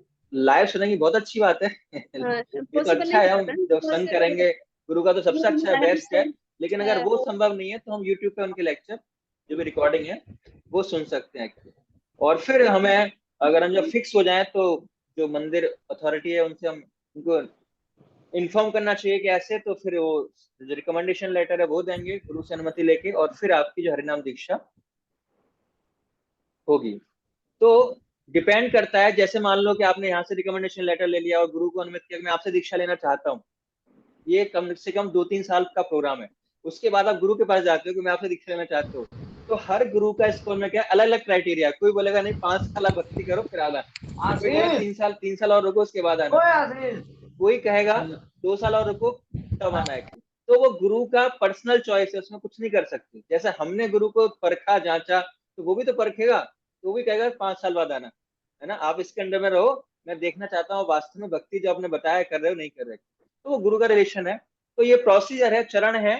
अगर आप दीक्षा इस्कॉन में लेना चाहते हैं तो 2 साल, 3 साल, 4 साल, 5 साल, 10 साल, उतना टाइम लग सकता है। और जितना ज्यादा समय आप लेंगे दीक्षा के समय, जैसे मैंने पहली दूसरी क्लास में बताया था कि जितना ज्यादा समय होगा उतना हमारा जो संबंध है उतना ज्यादा अच्छा होगा, उस दीक्षा प्रोसेस को उतना हम सीरियसली ले पाएंगे, और दीक्षा के बाद भी उतनी अच्छी तरह से हम भक्ति कर पाएंगे। ऐसे असंख्य उदाहरण हैं जो जल्दबाजी में दीक्षा ले लेते हैं, मैंने पहले ही बताया था, और उसके बाद वो दिखाई नहीं देते थे।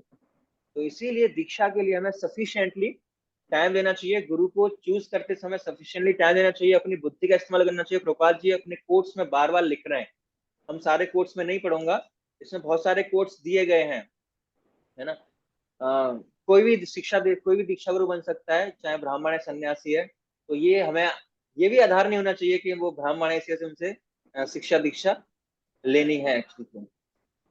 और एक जो महत्वपूर्ण बिंदु वो ये है कि कोई व्यक्ति अपनी मर्जी से आध्यात्मिक गुरु नहीं बन जाता, वह आध्यात्मिक गुरु नहीं है। उससे उच्च अधिकारी से आज्ञा प्राप्त होनी चाहिए, तब वह आध्यात्मिक गुरु होता है। यही अमार आज्ञा का मतलब है। अमार आज्ञा का मतलब कि जो इस्कॉन के अथॉरिटीज हैं उनके द्वारा उसने जो है रिकमेंडेड है कि नहीं है, तब वो हमसे दीक्षा ले सकते हैं। उसके बाद 36 पे एक कोड दिया गया है कि कम से कम 1 वर्ष तक श्रवण करना है। तो ये सारी चीजें हमें पहले करनी है। आप सारे कोर्स ध्यान से पढ़ना है आपको पूरा, मैं सारे रिवाइज नहीं कर रहा हूँ उनको। सारे कोर्स बहुत महत्वपूर्ण हैं, और जिसने भी ये पुस्तिका बनाई है बहुत सोच समझ के सेलेक्टेड कोर्स जो है वो इसमें डाले गए हैं, तो बहुत ही महत्वपूर्ण है। जैसे ना क्रीम होती है एक पूरी बुक में, आपको इसमें क्रीम प्रस्तुत की जा रही है, तो इसमें भी कोई इंपॉर्टेंट नहीं है, सारी चीज महत्वपूर्ण है। तो सारे कोर्स बहुत महत्वपूर्ण है, और इसीलिए और अगर हमने सही चुनाव नहीं किया है तो क्या आएगा, हमें उसके गुरु त्याग की भी जिम्मेदारी बाद में लेनी ना पड़े। उससे अच्छा है कि हम पहले से ही, बाद में डिवोर्स ना हो हमारा, है तो पहले से ही सारी चीजें टाइम लेके खूब आराम से हमें करना चाहिए। अगर लास्ट कोट में प्रभुपाद जी लिखते हैं कि ये बहुत महत्वपूर्ण है, लास्ट कोट है 36 नंबर पर, जो हमारे लिए जानना बहुत महत्वपूर्ण है इसको। तो प्रभुपाद जी लिख रहे हैं, अपनी बुद्धि इस्तेमाल करते हुए सही प्रकार से गुरु चुने। सबको मिल गया?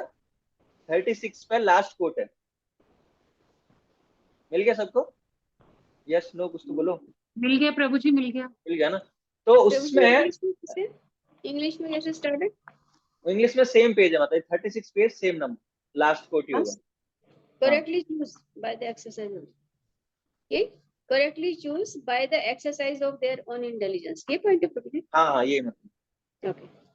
तो इसकी जो थर्ड लाइन है वो हमारे लिए बहुत महत्वपूर्ण है, मैं इसको पढ़ना चाहूंगा। इस्कॉन के आधिकारिक गुरु होने की सहमति का अर्थ है, ये इस्कॉन लॉ में लिखा गया है। इस्कॉन जो लॉ बुक है उसमें एक लॉ है, उसमें लिखा गया है इस्कॉन के आधिकारिक गुरु होने की सहमति का अर्थ ये है। क्या अर्थ है? कि उस भक्त ने सफलता पूर्वक इस्कॉन लॉ द्वारा रचित प्राधिकृत विधि को पूर्ण कर लिया है, और वरिष्ठ भक्तों द्वारा निर्धारित नियमों एवं निर्देशों के आधार पर खरा उतरा है। फिर भी, है ना, फिर भी क्या दिक्कत है? फिर भी इस प्रकार की सहमति भागवत साक्षात्कार का प्रमाण नहीं मानी जा सकती, और यह दीक्षा इच्छुक छात्र की बुद्धि को प्रतिस्थापित करने के लिए नहीं है। कोई क्लियर कर पाएगा ये क्या कहना चाह रहे हैं, इसका क्या मतलब है? इंग्लिश हिंदी देख के कोई बता सकता है?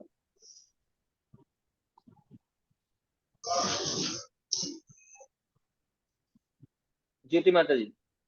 हरे कृष्ण। मुझे प्रभु जी इसमें बताया गया कि इस्कॉन जो है वो गुरु को अप्रूव करता है, बट हम फिर भी हमें अपनी बुद्धि लगानी चाहिए। हमें ये नहीं सोचना चाहिए कि इस्कॉन ने गुरु को अप्रूव कर दिया तो वो सही ही होंगे। हमें अपनी बुद्धि लगा के उसको मतलब फिर भी अच्छे से उनका चयन करना चाहिए। बिल्कुल करेक्ट। अगर गुरु का बाई चांस पतन हो जाता है तो हम इस्कॉन के पास नहीं जा सकते, अरे यार ब्लेम नहीं आपने कर दिया सकते। था, आपने रिकमेंड किया था, आप जिम्मेदार है। नहीं नहीं, ये हमारी जिम्मेदारी है। तो इस्कॉन की जो मैनेजमेंट अथॉरिटीज हैं, जो गुरु कमेटी है, वो सारे स्टैंडर्ड देखकर, सारा परख करने के बाद उनको गुरु की पद दिया जाता है। तो उनके हिसाब से जितना वो कर सकते हैं वो बेस्ट कर रहे हैं, लेकिन वो जिम्मेदार नहीं है ना। हमारा कुछ काम उन्होंने सॉल्व कर दिया, क्योंकि इस्कॉन में तो करीब 50 लाख भक्त हैं। तो हम 50, अगर ऐसा होता था कि हम किसी भक्त से भी दीक्षा ले सकते हैं तो हमारी टेंशन बढ़ जाती है ना। 50 लाख भक्तों को चुनना बहुत मुश्किल थी। तो उन्होंने क्या कर दिया, 50 लाख भक्तों में से केवल 50 गुरुओं को एक साथ खड़ा कर दिया। क्या इतना काम हमारा आसान कर दिया कि हम 50 में से चूज करना है खाली। तो लेकिन फिर भी अगर कुछ ऐसा होता है, अगर उस गुरु का पतन होता है, जैसे ऐसे नहीं होगा भगवान की कृपा से, वो सारे स्टैंडर्ड फॉलो करके बहुत सारी चीजें करके ही होता है अभी।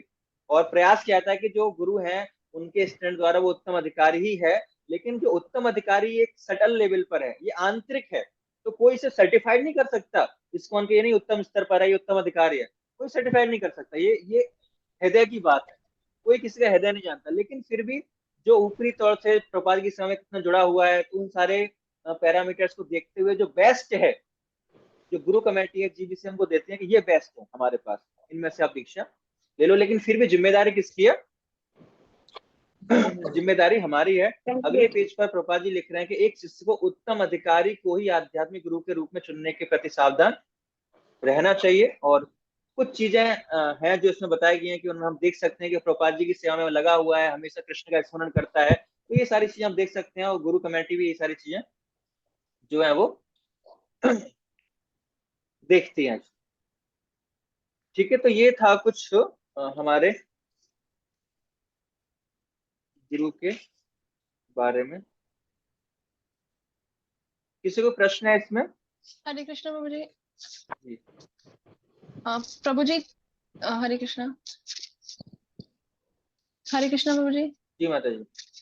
अब प्रभु जी कल ये पॉइंट ना डिस्कस नहीं हो पाया था कि हमें स्पिरिचुअल जो मास्टर है वो उत्तम अधिकारी के ही होने चाहिए, बट आपने जो पिछले चैप्टर्स में हमें बताया था कि स्पिरिचुअल मास्टर कनिष्ठ अधिकारी भी हो सकते हैं, क्योंकि उनका अगर वो अच्छे व्यक्ति को फॉलो कर रहे हैं, मतलब परफेक्ट पर्सन को फॉलो कर रहे हैं, तो वो खुद भी परफेक्ट नहीं होंगे।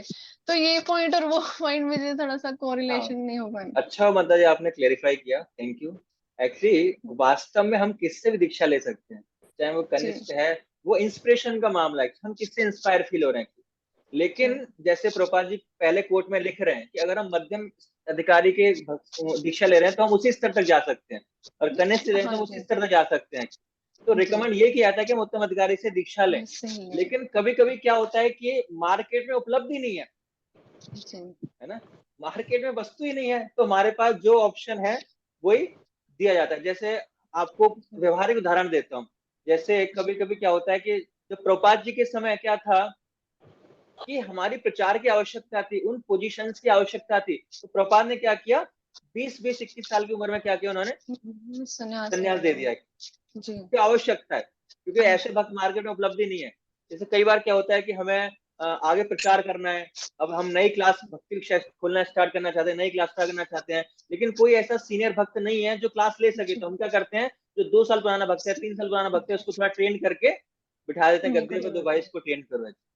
तो वो देखा जाए तो वो नहीं है ना। जैसे कोई वाइस प्रेसिडेंट है, कोई मैनेजर है, कोई एचओडी है, कोई प्रेसिडेंट है, तो हो सकता है कि जब उसने उस पद को स्वीकार किया तो पूरी तरह से वो प्रिपेयर नहीं था, है ना, या उतने गुण उसके अंदर नहीं है, उतनी जानकारी नहीं है, लेकिन फिर भी प्रचार का काम है तो हमने उसको बना दिया, ठीक है भाई जैसे जैसे काम चलाओ। लेकिन फिर भी अगर हमारे पास ऑप्शन है, हम इंस्पायर फील कर रहे हैं, तो यही रिकमेंड किया जाता है। प्रभुपाद जी की वाणी है कि उत्तम अधिकारी को हमें चुनना चाहिए। मतलब it is the need of the time कि अगर कनिष्ठ अधिकारी भी हमें मतलब हाँ जैसे तो नीड ऑफ द टाइम, और हमारा कनेक्शन का भी है।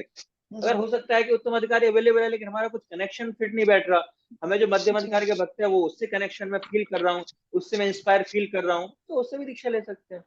और वैसे भी क्या है कि देखो कोई सर्टिफाई तो नहीं कर रहा कौन कनिष्ठ है, कौन मध्यम है, कौन वो है। तो ये तो हमारी समझ है जिसको हम समझ रहे हैं, और हो सकता है कि जिसको हम उत्तम समझ रहे हैं हो सकता है वो कनिष्ठ ही हो। तो बहुत सारी चीज मैटर करती हैं, लेकिन हमें अपनी तरफ से पूरा प्रयास करना है कि जो जो चीज हमें बताई गई है हमें उत्तम अधिकारी को ही चुनाव करने का प्रयास करना है जितनी हमारी बुद्धि है, शास्त्रों की दृष्टि से, गुरु साधु शास्त्र के चक्षुओं से हमें उसको डिसाइड करना है, भौतिक दृष्टि से नहीं करना। ठीक है, क्लियर है? हाँ जी, थैंक यू जी। तो ये था कि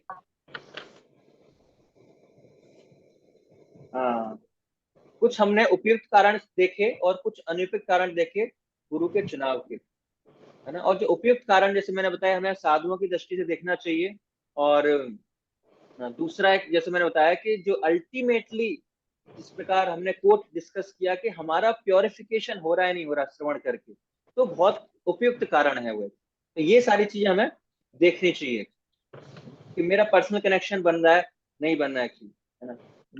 जब मैं सुनता हूँ अपने गुरु को तो कुछ घंटी बजती है नहीं दिमाग की, कुछ इच्छाएं मेरी कम होती है नहीं होती, तो ये सारे जो कारण उपयुक्त हो सकते हैं। और बाकी प्रैक्टिकली तौर पर हम देख सकते हैं कि जैसे एक दो भक्तों ने बताया था कि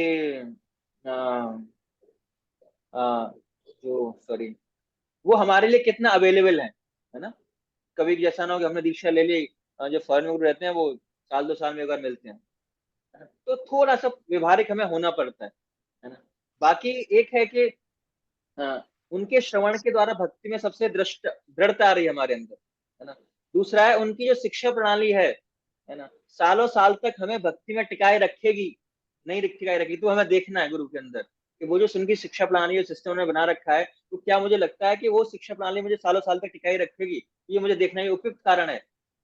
उसमें श्रद्धा बना के रखनी है, फिर ये उपयुक्त कारण है ना। और जो श्रील प्रभुपाद जी के मिशन में जो गुरु सेवा कर रहे हैं, जो गुरु की भावना है, तो वो मेरे लिए अनुकूल है या नहीं है, जो उनका मूड है गुरु का। प्रभुपाद जी कई सारे मूड है, प्रभुपाद जी कई सारे प्रोजेक्ट हैं, और आप देखोगे जो अन्य अन्य गुरु हैं वो प्रभुपाद जी के अलग अलग मूड को फुलफिल कर रहे हैं। तो मेरा क्या मेरे लिए वो अनुकूल है या नहीं है, पता पड़ा उनका मूड अलग है मेरा अलग है, वो कह रहे हैं बेटा ये करो, मैं कहीं और जा रहा हूँ, तो क्या मैं, तो फिर हमारी श्रद्धा में कमी आएगी, कनेक्शन टूटेगा। तो ये चीज है हम देख सकते हैं, और प्रैक्टिकल तौर पर हम देख सकते हैं कि गुरु का संग मुझे मिलेगा नहीं मिलेगा। तो प्रयास करना चाहिए ऐसे गुरु को चूज करना है कि हमें उनका आमतौर पर संग मिलता रहे प्रैक्टिकल। तो ये उपयुक्त कारण है गुरु के चुनाव करने के। तो उससे पहले हमने डिस्कस किए अनुपयुक्त कारण गुरु के चुनाव करने के। ठीक है, किसी कोई डाउट है यहाँ तक अभी?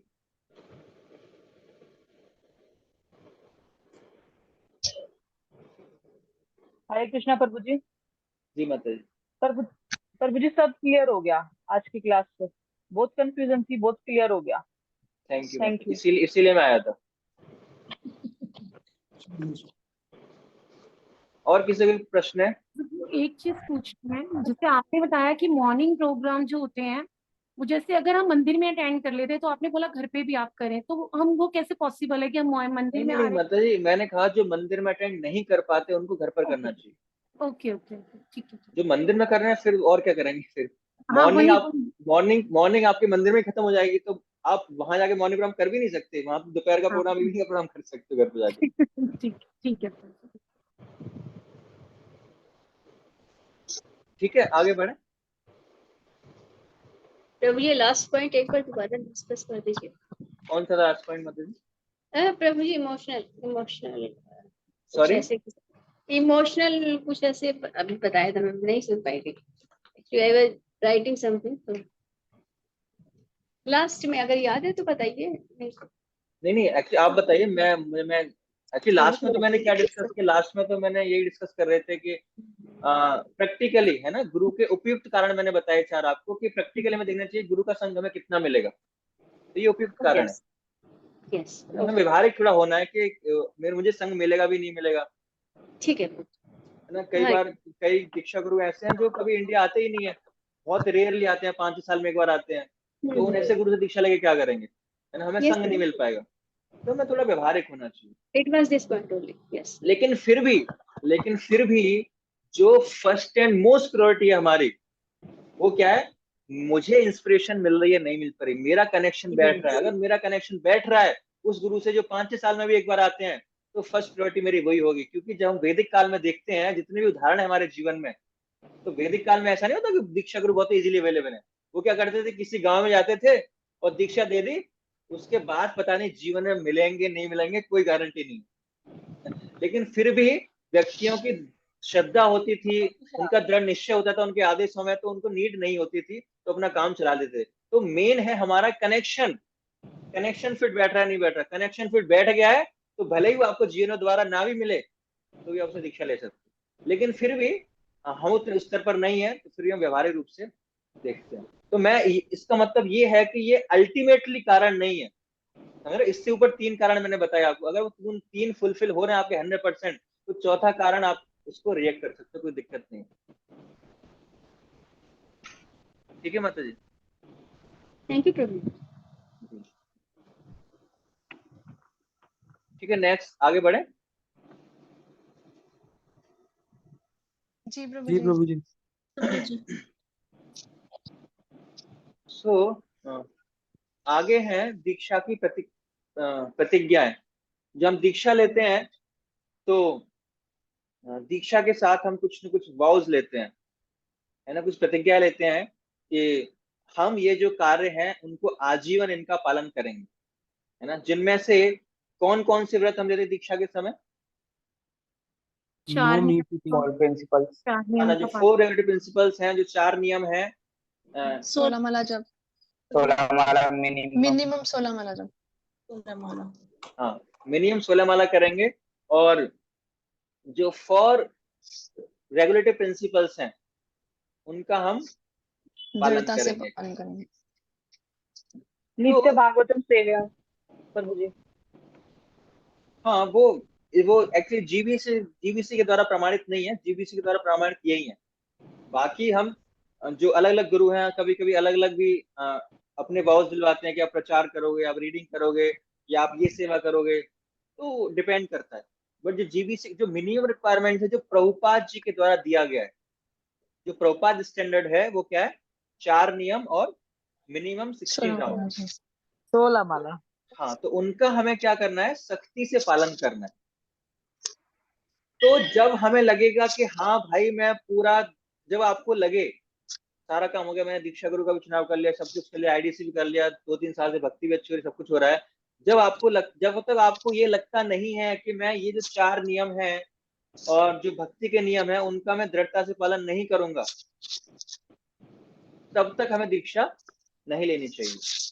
जब तक अंदर से कन्विक्शन नहीं है कि हाँ अभी कुछ न कुछ लूप होल्स हैं, है ना, कभी कभी मेरा मन परेशान करता है, तो जब तक दीक्षा में नहीं लेनी चाहिए, है ना। एक बार दीक्षा ले ली तो हमें एट एनी कॉस्ट इनका कड़ाई से, सख्ती से, प्रभुपाद जी लिखते हैं कई बार, सख्ती से पालन करना है।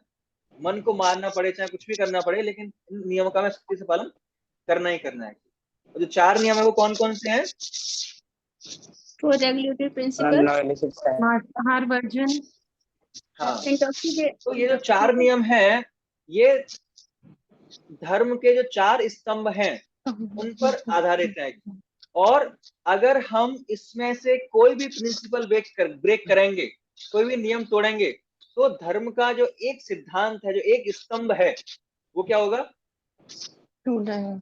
टूट जाएगा। Break हो जाएगा. टूट जाएगा। जैसे मान लो जो इमारत है, जो हमारी छत है, वो क्या है? स्तंभों पर खड़ी होती है, पिलर्स होते हैं। तो ये क्या है? 4 पिलर्स हैं हमारे धर्म के, है ना। और मान लो अगर हम धर्म जो है, अगर स्तंभ टूट जाएगा तो क्या होगा? छत जो क्या होगी? वो गिर जाएगी। वो गिरेगी, गिर गिरने के जाएगा. ज्यादा चांसेस रहेंगे उसके। तो उसी प्रकार अगर हम इन प्रिंसिपल को ब्रेक करते हैं तो हम धर्म का पालन नहीं कर सकते, है ना। और धर्म क्या है? ध जो शब्द है उससे धर्म आया। धर्म मतलब धार्यते, है ना। धार्यते मतलब कि हमारे अस्तित्व को बनाए रखना। जो हम किसी चीज के अस्तित्व को बनाए रखने के लिए जो कार्य करते हैं उसको हम धर्म कहते हैं। हर चीज का अलग अलग क्या हो सकता है? धर्म हो सकता है। तो धार्यते इति धर्म, उसको धारण करते हैं। तो हमारे अस्तित्व को बनाए रखने के लिए जो कार्य करते हैं धार्यते, उसको क्या कहते हैं? हम धर्म कहते हैं, है ना। जिस प्रकार एक बार हिज ग्रेस राधे श्याम प्रभु ट्रेन में ट्रेवल कर रहे थे, तो उनके साथ काफी सारे भक्त ट्रेवलिंग कर रहे थे, काफी सारे ब्रह्मचारी थे, वो ट्रेवल कर रहे थे। तो अगर उनके पास एक व्यक्ति आया, जो अन्य ब्रह्मचारी थे, उनके पास व्यक्ति आया और उनसे पूछता है ब्रह्मचारी से कि आप लोग मंदिर में रहते हो? कि हाँ मंदिर में रहते हैं। तो जो आपकी जो खर्चा है वो कैसे निकलता है? तो जो ब्रह्मचारी था उसने बोला कि ऐसे ऐसे हमारे यहाँ बहुत सारी डोनेशंस आती हैं और उस डोनेशन से हमारी जो नीड्स हैं, आवश्यकताएं, वो पूरी होती हैं। तो राधे श्याम प्रभु ने वो जब वाक्य सुना तो तुरंत उन्होंने रिप्लाई किया, है ना। तो राधे श्याम प्रभु ने बोला कि नहीं, हमारा जो नीड्स है वो डोनेशन से नहीं चलता, हमारा खर्चा क्या है, क्योंकि हम ब्रह्मचारी धर्म का पालन कर रहे हैं, इसीलिए जो धर्मो रक्षति रक्षक, है ना, कि धर्म हमारी रक्षा करता है, क्योंकि हमने उसको धारण किया हुआ है। तो जो हमारा अस्तित्व है वो किसके आधार पर है? धर्म के आधार पर है। हमारा अस्तित्व जो चल रहा है वो धर्म के आधार पर चल रहा है, ना कि दूसरों के बल पर है। तो कहने का मतलब है धर्म, ये धर्म का पालन हमें जीवित रखने के लिए क्या है, धर्म का पालन करना ही पड़ेगा। इवन जब व्यक्ति जेल में जाता है ना, एक और उदाहरण आपको देता हूं। जब व्यक्ति जेल में जाता है और वो जेल के नियमों का पालन कर रहा है, मतलब जेल के धर्म का पालन करता है, तो उसकी सारी आवश्यकताएं वहां अपने आप पूरी हो जाती है। खाना उसको फ्री मिलता है, रहना उसको फ्री मिलता है, सारी आवश्यकताएं उसकी पूरी हो रही है। क्यों पूरी हो रही है? क्योंकि वो जेल के धर्म का पालन कर रहा है। तो धर्म का पालन करेंगे तो हमारा अस्तित्व बना रहेगा। उसी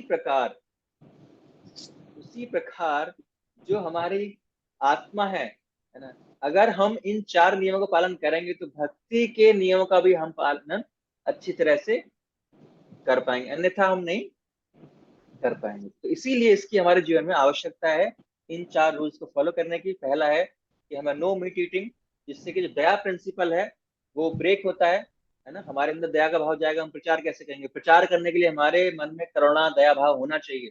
दया ही नहीं आएगी तो लगेगा मरने दो, कोई अपने कर्मों से बंधन भुगत रहा है, मरने दो, इसी लायक है ना।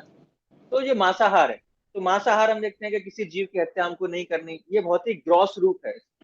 तो थोड़ा सा और हम सटल रूप में जाते हैं, थोड़ा सा और सूक्ष्मता की तरफ जाते हैं, तो नो ओनियन गार्लिक है कि हमें क्या नहीं करना, न प्याज खाना है न लहसुन खाना है। थोड़ा सा और सूक्ष्मता की तरफ जाते हैं तो क्या करना है? केवल कृष्ण प्रसाद खाना है ना। कृष्ण प्रसाद के अतिरिक्त हमें कुछ और नहीं खाना है।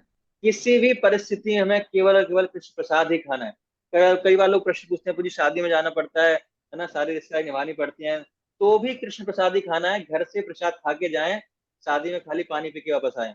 वहां पे कोई आपको पर्सनली चेक नहीं करने आ रहा कि किसने खाया नहीं खाया। एक बार भीड़ में घुस जाइए और वापस आते टाइम में उसको लिफाफा पकड़ा दिए, बस उसको लिफाफा चाहिए आपको, और कुछ नहीं चाहिए। वो अगर पूछेगा आपने खा लिया, बोला हाँ पा लिया मैंने, तो बस काम हो गया। प्रभु जी जरूरी एक नहीं है।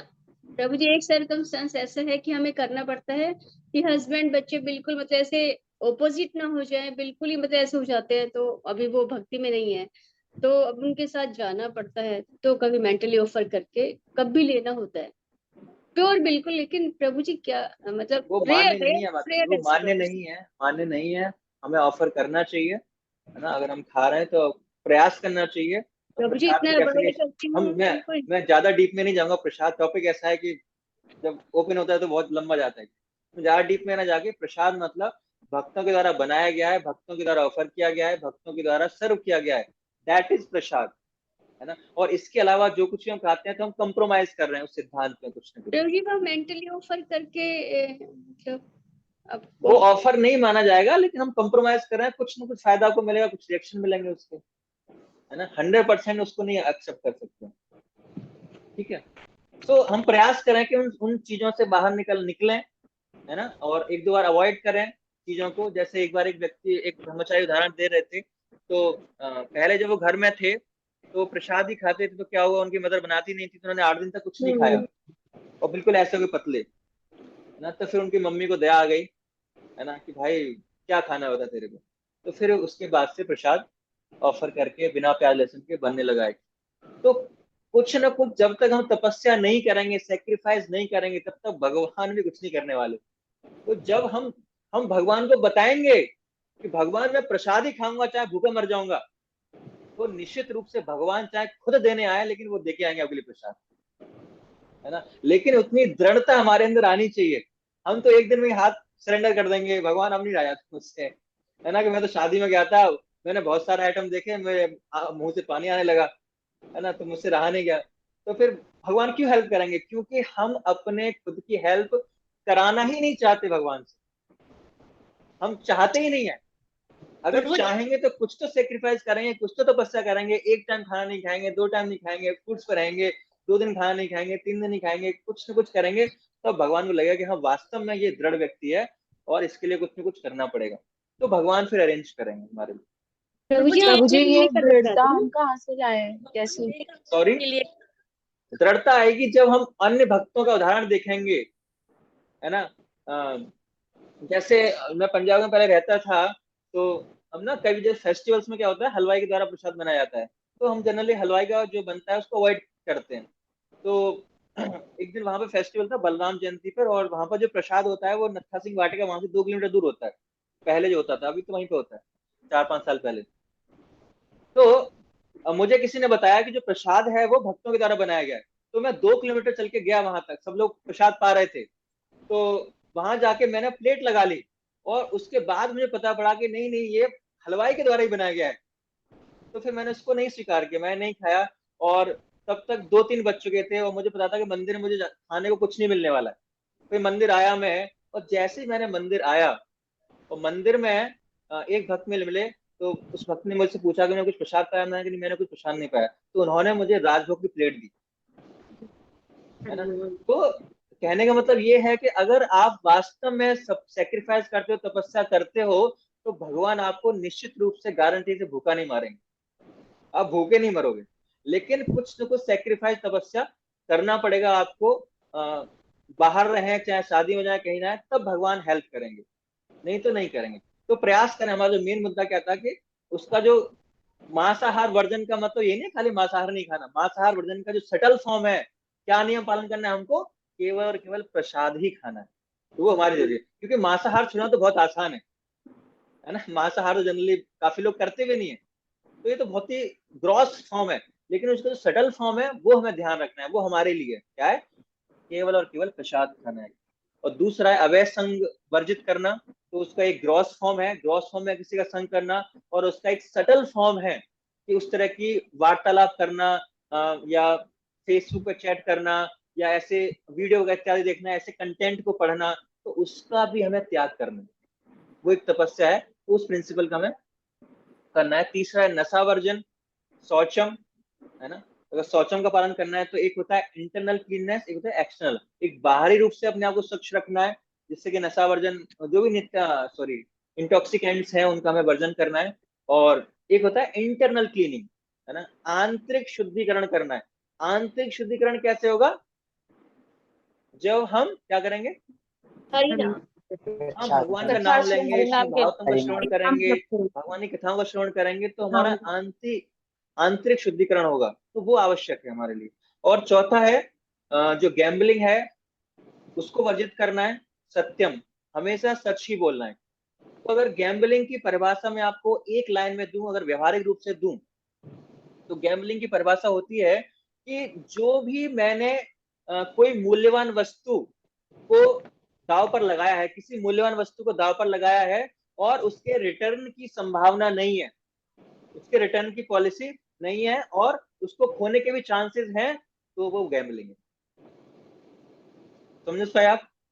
जैसे मान लो आपने किसी जगह पर 100 रुपए इन्वेस्ट किए, तो अगर आपके 100 रुपए खोने की चांसेस है, उसमें से 50 रुपए खोने के भी चांसेस हैं, तो वो गैम्बलिंग है। क्या गैम्बलिंग नहीं है? जब आपने कहीं किसी जगह पर 100 रुपए इन्वेस्ट किए, तो गारंटी है कि कम से कम 100 रुपए मेरे वापस आएंगे, तो वो गैम्बलिंग नहीं है। समझ पा रहे हो? कई लोग इसको, प्रश्न को कई लोग मुझसे कई डायरेक्शन में पूछते हैं, और अपनी अपनी कंपनी को उदाहरण देके पूछते हैं, लेकिन उसका इस सिद्धांत को वहां पर अप्लाई कीजिए, है ना, कि जो मैंने इन्वेस्ट किया है, क्या वो इन्वेस्ट मेरा कम से कम जो मूलधन है 100 रुपए हैं वो वापस आएगा नहीं आएगा, अगर नहीं आने के चांस 50-50 है तो वो गैम्बलिंग। अगर कम से कम एक्चुअली एक्सेप्शनल केस हो सकते हैं, जैसे मान लो मैंने कोई बिजनेस स्टार्ट किया और बिजनेस पूरा चौपट हो गया, तो वो गैम्बलिंग नहीं है, वो एक्सेप्शनल केस है ना। उसमें आपको 99% चांस थे कि आपको प्रॉफिट होगा, 1% चांस था। लेकिन जब हम गैम्बलिंग करते हैं तो उसमें 50-50 भी नहीं होता, हमारे जीतने के चांसेस कितना परसेंट चांस रहता है। जैसे हमने लॉटरी लगाई तो कितना परसेंट चांस रहता है, 1% से भी कम, 1% वो गैम्बलिंग है। ठीक है, जब हमने बिजनेस स्टार्ट किया तो 1% चांस था उसके पूरा लॉस होने का, तो वो गैम्बलिंग नहीं है। क्लियर है प्रभु जी इस पे मेरा एक क्वेश्चन है। जी Prabhu? Actually I am a banker by profession. तो जी पहले मैं स्टॉक ट्रेडिंग करता था साथ साथ में, लेटर ऑन जब व्हेन आई जॉइंड इस्कॉन तो मैंने वो उसको ड्रॉप कर दिया ना। तो अभी मेरे कुछ इन्वेस्टमेंट्स हैं, लेट्स जैसे अभी आपने बताया उसको मैं कोरिलेट कर रहा हूँ अपनी इन्वेस्टमेंट्स के साथ। I am investing in monthly basis ships में, सिस्टमेटिक इन्वेस्टमेंट प्लान। तो उसमें वैसे अगर हम उसको लॉन्ग टर्म चलाते हैं तो उसमें देयर आर नेगेटिव चांसेस कि आपका जो प्रिंसिपल अमाउंट वो वापस ना आए। बट फिर भी उसमें ये चीज की गारंटी नहीं है जो वर्ड्स आपके हैं, तो इसका मतलब वो भी मेरी फिर गैम्बलिंग गिनी जाएगी, जबकि मैं उसको जस्ट इन्वेस्टमेंट पर्पस के लिए किया हुआ और मैं उसको भूला हूँ। मंथली ऑटोमेटिकली मेरे अकाउंट से पैसे डेबिट होते हैं, मैं उसको फ्रीक्वेंटली देखता भी नहीं हूँ, इनफैक्ट 6-6 महीने नहीं देखता कि रिटर्न्स कहाँ पहुंचे कहाँ नहीं। तो वो देखो, जस्ट मैंने आपको गैम्बलिंग की परिभाषा बता दी, आपको उस डेफिनेशन को अपने पास अप्लाई करना है और अपनी बुद्धि का इस्तेमाल करना है। और चलो ठीक है, तो आपने अभी कर दिया, लेकिन आगे फ्यूचर में आप ना करें उस कार्य को, ये कर सकते। ठीक है, देखो जो प्रभुपाद जी की तरह डेफिनेशन दी गई है, जो भक्तों की तरह डेफिनेशन दी गई है, मैंने आपको बता दी। अब उस डेफिनेशन को आप अप्लाई करो उसमें, क्योंकि मैं ज्यादा डिटेल में नहीं जा सकता। मुझे पता था कि सारे अपनी अपनी जॉब प्रोफेशन लेके आएंगे, तो उतना टाइम भी नहीं हमारे पास, और उतना मुझे उसकी जानकारी भी नहीं है, क्योंकि मेरा वो फील्ड नहीं है ना। लेकिन सिद्धांत ये है ना, उस सिद्धांत को आपको उसमें डालना है और आपको देखना है कि कितने चांसेस हैं उसके। दैट इज गैम्बलिंग, चाहे भले ही वो लॉन्ग टर्म है जैसे भी है, बट वो गैम्बलिंग है। कभी ना कभी हमारा ध्यान जाएगा उसके ऊपर। ऐसा तो है नहीं पैसा देके भूल गए, इतना कोई बेवकूफ नहीं है कि इन्वेस्ट कर रहा है और भूल जाएगा पैसा, ऐसा तो नहीं होगा ना। पैसा तो याद रहेगा, वही इन्वेस्ट रहेगा। और अगर आपका पैसा वेस्ट होगा तो आपको दुख भी होगा, आपको शोक भी होगा उसका, होगा नहीं होगा? Yes Prabhu ji. That is gambling. तो सिद्धांत लगाइए, वो चीजें आपको अपने आप ही क्लियर हो जाएंगी। ठीक है, तो ये गैम्बलिंग है। और दूसरा इसका जो सटल फॉर्म है, ये तो ग्रॉस फॉर्म है, इसका सटल फॉर्म है कि अगर हम समय बर्बाद कर रहे हैं भौतिक तत्व कार्यों में, तो अपने जीवन के साथ हम गैम्बलिंग खेल रहे हैं, जुआ खेल रहे हैं ना। अपने जीवन को हम दांव पर लगा रहे हैं, क्या है, समय वेस्ट करके। तो गैम्बलिंग का जो सटल फॉर्म है, प्रिंसिपल क्या है कि हमें जो समय है उसकी बर्बादी बिल्कुल नहीं करनी है बेकार के कार्यों में, फेसबुक, व्हाट्सएप और इंस्टा पे, है ना, टीवी सीरियल्स, मूवीज, इन सब को देखने में, फालतू की निंदा चुगली करने में, भौतिक चीजें करने में, पेपर न्यूज़पेपर वगैरह इत्यादि पढ़ने में। तो इन सब कार्यों के लिए हमारे पास समय होना ही नहीं चाहिए। केवल और केवल हमारा समय किसके लिए? कृष्ण की सेवा के लिए। ऐसे कार्य करने हैं जिसमें कृष्ण का चिंतन हो। ये जो मनुष्य जीवन है हमें बहुत मुश्किल से मिला है, तो मनुष्य के जीवन को हमने दांव पर लगा दिया है ना। जैसे जुए में दांव पर लगाते हैं ना मूल्यवान वस्तु को, तो हमने अपने जीवन को दांव पर लगा दिया है अगर हम समय का दुरुपयोग कर रहे हैं। तो उसका सटल फॉर्म है। तो हमें प्रयास करना चाहिए कि जो समय है उसका हम सदुपयोग करें। ये उसका सटल फॉर्म है। क्लियर है? ज्यादा डिटेल में नहीं बताया, जो बेसिक प्रिंसिपल से खाली मैंने वही बताए हैं, और वो आपको ध्यान रखने हैं। और इसके बाद एक पॉइंट और रह गया है, हमारा टाइम भी खत्म होने वाला है। प्रभु जी अभी क्या बताया आपने पॉइंट? मैं थोड़ा सा दोबारा, अभी जो बताया दोबारा। कहाँ थे आप माता जी? प्रभु जी यही थी, मैं लिखने लगी आप थी। तो यहीं थी, आपका मन कहीं और था। लेकिन नहीं प्रभु जी, मैं लिख रही थी पहले वाला पॉइंट एक्चुअली। हाँ, तो यही मैंने होगा बताया नेक्स्ट कि जो गैम्बलिंग है उसका जो सटल फॉर्म है वो क्या है? समय की बर्बादी। तो हम जीवन को दांव पर लगाया हुआ है हमने, और समय को बर्बाद किए जा रहे हैं। इसीलिए जीवन हमारा बहुत मूल्यवान है, बहुत महत्वपूर्ण है। बड़ी मुश्किल से हमें ये मनुष्य जीवन मिला है, तो एक एक सेकंड इसका बहुत महत्वपूर्ण है हमारे लिए। तो इसीलिए हमें सोच समझकर क्रियाएं करनी है, एक्टिविटीज करनी है। जिसे सेटल फॉर्म किया हमने। हाँ हाँ, ये सेटल फॉर्म है उसका, क्योंकि हम ग्रॉस फॉर्म तो हमें रटा रहता है, चलो मांस मदिरा वर्जित नहीं करना, ये नहीं करना, तो बहुत आसान है हमारे लिए, कोई दिक्कत नहीं है। लेकिन उसके डीप में जाना है हमको, इन सारे प्रिंसिपल को फॉलो करना है, तब माना जाएगा कि हम सही में वास्तव में इन 4 सिद्धांतों का पालन कर रहे हैं। ठीक है। और इसके बाद है इन 4 सुलझाने हेतु उपाय। तो हम देखते हैं कई बार हमारे प्रिंसिपलों को फॉलो करने में दिक्कत आती है। एक प्रिंसिपल रह गया, तो हमने 4 नियमों का पालन कर लिया, उसके साथ साथ एक प्रतिज्ञा और हम लेते हैं, मिनिमम 16 राउंड्स। 16 राउंड। तो हमें 16 माला का जप करना है, तो उसको भी दृढ़ता से हमें करना चाहिए, उसको लाइफ एंड सोल लेना चाहिए, अपने जीवन का प्राण समझना चाहिए। और 16 राउंड चैंटिंग का मतलब ये नहीं है कि कभी भी कर लो रात को 12 बजे से पहले, है ना। 16 राउंड को अगर हम थोड़ा सटल फॉर्म में जाएंगे तो उसका क्या मतलब है कि ब्रह्म मुहूर्त में करना है, सुबह के समय करना है। जब हम सुबह के समय करेंगे तो हमारा पूरा दिन अच्छा जाएगा। वो जो सुबह के समय का जप है वो प्योरीफाई करेगा हमको, हमारे हृदय को, वो चैंटिंग हमारा प्रोटेक्शन देगी। बाकी जो रात की चैंटिंग है वो तो हमें पता नहीं क्या देगी, भगवान ही मालिक है उसका। इसीलिए चैंटिंग 16 राउंड चैंटिंग का मतलब है कि सुबह जब हमारे मन में कम विचार हैं तब करना चाहिए। इसके ऊपर एक घंटे भी बोला जा सकता है, लेकिन हम नहीं बोल रहे हैं, इतना ही बहुत है। तो इसके बाद जो बहुत ही महत्वपूर्ण बिंदु है कि जब हम ये प्रिंसिपल ब्रेक हो जाते हैं तो क्या करना चाहिए, या उनसे हम सख्ती से पालन कर पाए तो उनमें हम क्या क्या योगदान कर सकते हैं, तो बहुत समझने वाली हमारे लिए बात है। तो जनरली अगर हम इन नियमों का पालन करते हैं और ये नियम हमसे ब्रेक होते हैं, तो ब्रेक होने के 3 कारण माने जाते हैं। 3 कारण होते हैं। एक तो आलस, हमारे अंदर आलस है, उसकी वजह से हम ब्रेक कर देते हैं, है ना। दूसरा हमारे अंदर एंजॉइंग मेंटेलिटी है ना, भोगने की प्रवृत्ति है, इसलिए हम प्रिंसिपल ब्रेक कर देते हैं। और दूसरा हम प्राउड है, हम प्राउडी फील करते हैं, गर्व महसूस करते हैं, तो हम इन प्रिंसिपल को ब्रेक करते हैं। और जब प्रिंसिपल ब्रेक होते हैं तो जैसे आपने फॉल डाउन वर्ड सुना है, तो फॉल डाउन का मतलब क्या है? पतन। पतन क्या, कैसे बोलेंगे पतन मतलब? मीन्स कि उन रूल्स को फॉलो नहीं कर पा रहे। हाँ, तो फॉल डाउन मतलब कोई भी नियम ब्रेक हो गया हमसे तो हमारा फॉल डाउन हो गया। तो जो फॉल डाउन होता है वो 3 तरह से होता है। पहला है नियम अक्षम, है ना। जब हम जो रूल्स हमको दिए गए हैं उनको ब्रेक करते हैं तो नियम अक्षम के कारण हमारा फॉल डाउन हो गया है, पहला। ठीक है। और दूसरा है सिद्धांत पद भ्रष्ट, जब हम सिद्धांत से डेविएशन हो गया हमारा।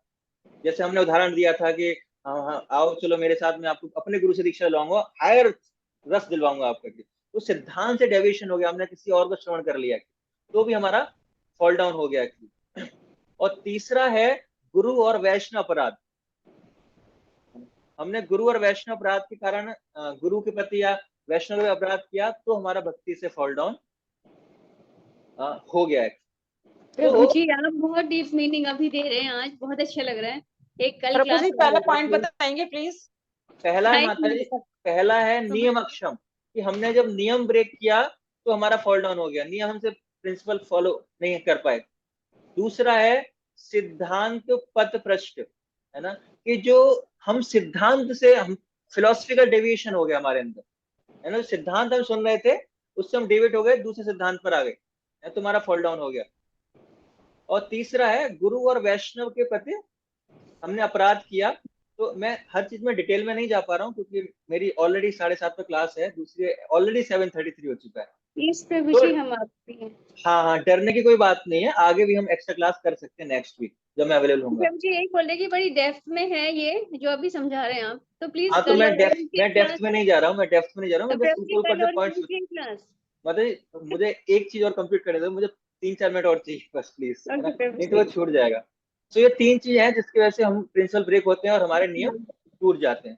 तो जब हमारे नियम टूटते हैं तब हमारी क्या क्या हमें करना चाहिए वो हमें सीखना है। 3 मिनट के अंदर ध्यानपूर्वक आपको सुनना है। देखो, हमें प्रयास करना है कि हमसे नियम ना टूटे, चाहे एट एनी कॉस्ट, चाहे मुझे किसी भी स्थिति में जाना पड़े, चाहे किसी के थप्पड़ मारना पड़े, चाहे किसी को पिटाई करनी पड़े, चाहे कुछ भी करना पड़ जाए, लेकिन नियम ब्रेक ना हो। हमें प्रयास यही करना है।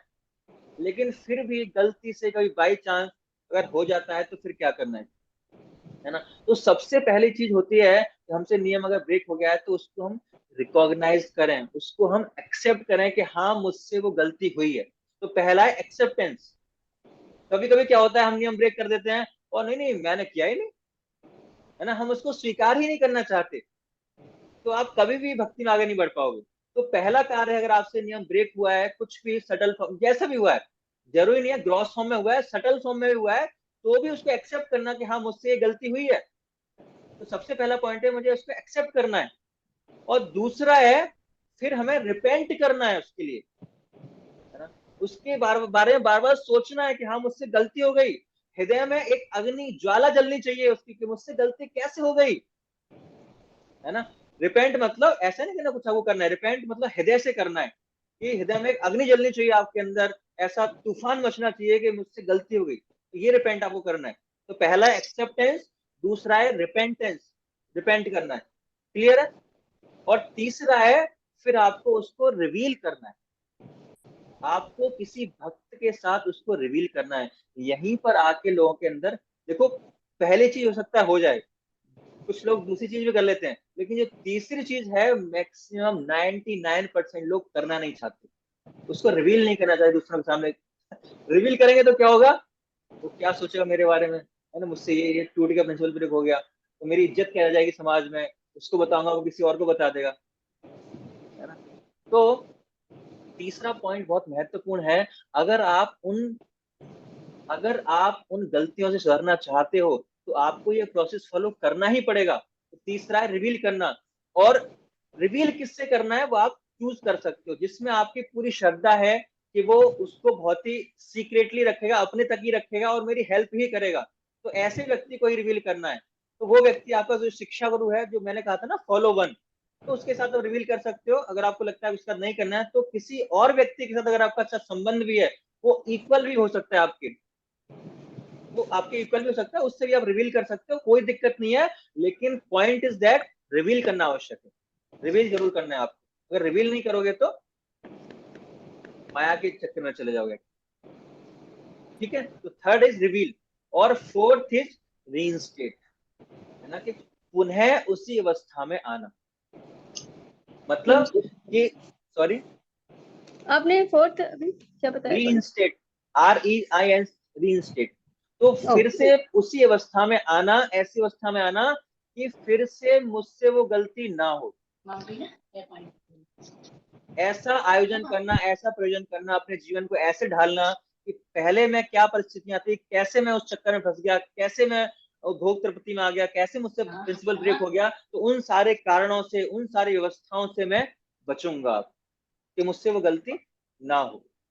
तो ये 4 स्टेप बाय स्टेप प्रोसीजर है। अगर हमसे कभी गलती, हमें पहले प्रयास करना है गलती ना हो, लेकिन अगर बाई चांस हो जाती है तो हमें प्रयास करना है कि ये सारे चीज हमें फॉलो करने हैं। चाहे 4 प्रिंसिपल फॉलो ब्रेक होते हैं हमारे, या 16 पालना का नियम भी अगर ब्रेक होता है तो ये कर सकते हैं। तो अल्टीमेटली देखो, ये जो है जो हमारी लाइफ थ्रेटनिंग सिचुएशंस होती हैं, जब मृत्यु जीवन का सवाल होता है, हम बेड पर पड़े हुए हैं, तो प्रिंसिपल हो सकता है ब्रेक हो जाएंगे, तब की बात बता रहा हूँ। लेकिन हमें प्रयास करना है अपनी तरफ से कि ये प्रिंसिपल हमारे ब्रेक नहीं होने चाहिए। अगर हो जाए तो हमें ये प्रोसीजर फॉलो करना है इन नियमों से बाहर आने के। प्रभु जी फॉल डाउन के 2 रीजंस लिखे हैं, थर्ड बता दीजिए। थर्ड है रिवील करना। नहीं प्रभु जी, फॉल डाउन होने के, फॉल डाउन किस वजह से होते हैं? तीसरा है गुरु और वैष्णव अपराध, गुरु और वैष्णव अपराध, गुरु और वैष्णव।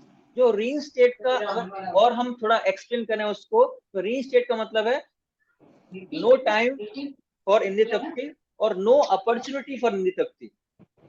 नो टाइम फॉर मतलब मेटेरियल एंजॉयमेंट ले सकते हैं भौतिक प्रकृति के लिए, तो भौतिक प्रकृति है उसके लिए मेरे पास समय भी नहीं है, मतलब माया के लिए हमारे पास समय भी नहीं है, तो कोई ऐसा अवसर भी नहीं देना उसको कि फिर से हम गलती दोहरा। हरे कृष्णा। हरे कृष्णा प्रभु जी। हरे कृष्णा प्रभु जी। हरे कृष्णा प्रभु जी। प्रभु जी क्वेश्चन जी ज्योति माता जी। Prabhu ji, defying means to disconnect the relationship with spiritual master, इस पे मतलब लिखा है कि हमें, अगर हम जब तक भौतिक हम जगत में हैं तब तक गुरु को भी वापस आना पड़ेगा, अगर हम नहीं भगवत धाम जाते हैं तो। आपको लगता है गुरु आएंगे मेरे लिए? गुरु नहीं आएंगे, गुरु जिम्मेदारी लेते हैं। तो गुरु क्या करते हैं, वो किसी अपने उत्तराधिकारी को भेजते हैं, वो नहीं आते। जिस प्रकार एक केस हुआ था, परम पूजनीय भक्ति चारू महाराज की शिष्या थी, है ना, उनकी शिष्या थी एक, तो उनको अपना पिछला बर्थ याद था, पिछला जीवन याद था उनको।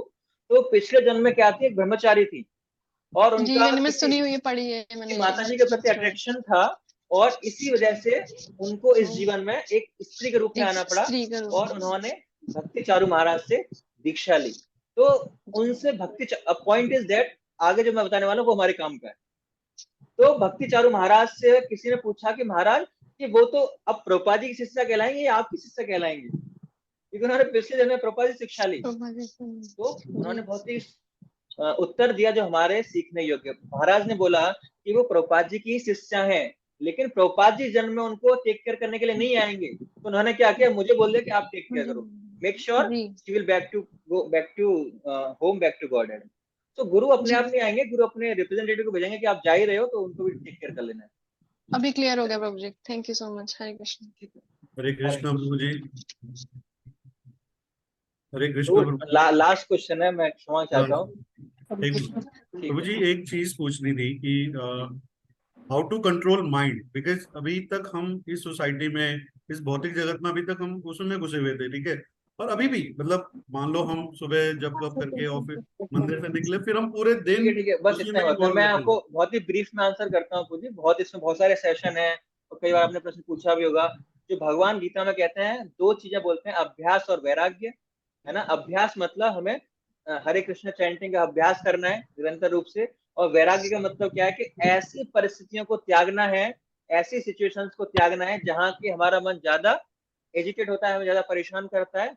तो इन दो चीजों का अभ्यास और वैराग्य पालन करेंगे तो मन को कंट्रोल कर सकते हैं। ठीक है, बाकी प्रैक्टिकल टिप्स बहुत सारी हो सकती हैं, हमारे पास इन चीजों का समय नहीं है अभी। हरे कृष्ण प्रभु जी, दंडवत प्रणाम। Thank you Prabhu ji, thank you so much. Hare Krishna Prabhu ji, thank you. Prabhu ji एक क्वेश्चन ले सकते हैं क्या? हरे कृष्णा प्रभु जी, दंडवत प्रणाम। एक क्वेश्चन ले सकते हैं क्या? क्वेश्चन, अगर आपको बिल्कुल ही लग रहा है कि इस क्वेश्चन के बिना मेरा खाना हजम नहीं होगा तो आप ले सकते हैं। It's okay Prabhu ji, yes leave it. पूछ सकते हैं, मतलब आपको अर्जेंट लग रहा है तो। प्रभु जी फिर कभी वो एक्चुअली सेटल फॉर्म में एक बार पूछ रही थी किसी इसकी तपा की एंड शौचम की। तपा का क्या? तपा एंड शौचम का सेटल फॉर्म में मतलब क्या सिद्धांत है ये? हाँ, जब जैसा एक्चुअली एक तो अवैध संघ है, तुम ग्रॉस फॉर्म में किसी स्त्री है तो पुरुष का संघ करती है, पुरुष है तो स्त्री का संघ करे, ग्रॉस फॉर्म में है। एक होता है सटल फॉर्म में। भक्ति सिद्धांत महाराज, जब अगर आपने ब्रह्मचारी इन कृष्ण कॉन्शियसनेस बुक पढ़ी है, या फिर जो वैष्णव सदाचार बुक पढ़ी है, तो उसमें वो 8 सिद्धांत दिए गए हैं कि सटल फॉर्म में कैसे हम ये इस सिद्धांत को ब्रेक कर रहे हैं। कि अगर ऐसे व्यक्ति के बारे में हम सोच रहे हैं, या ऐसी चीजों को हम देख रहे हैं, हम लूज टॉक कर रहे हैं अपोजिट सेक्स के साथ, तो वो सटल फॉर्म में है। नेक्स्ट प्रभु जी, तपा का सटल फॉर्म, तपा का सटल फॉर्म, वो तपा का ही मैंने बताया ना, अवैध वर्जन का। तपा उससे फॉलो नहीं होगा। ये शोषम का है जो आपने अभी बताया।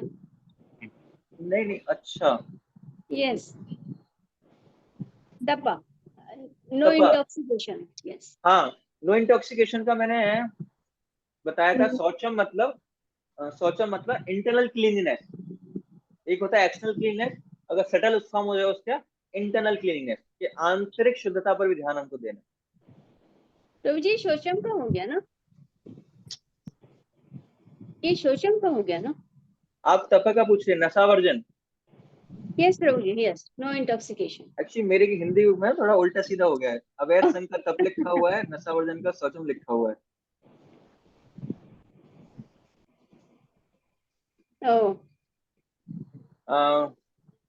एक्चुअली माता जी, तपस्या मतलब हो सकता है कि तपस्या का मतलब होता है कि प्रिंसिपल नियम पालन करना।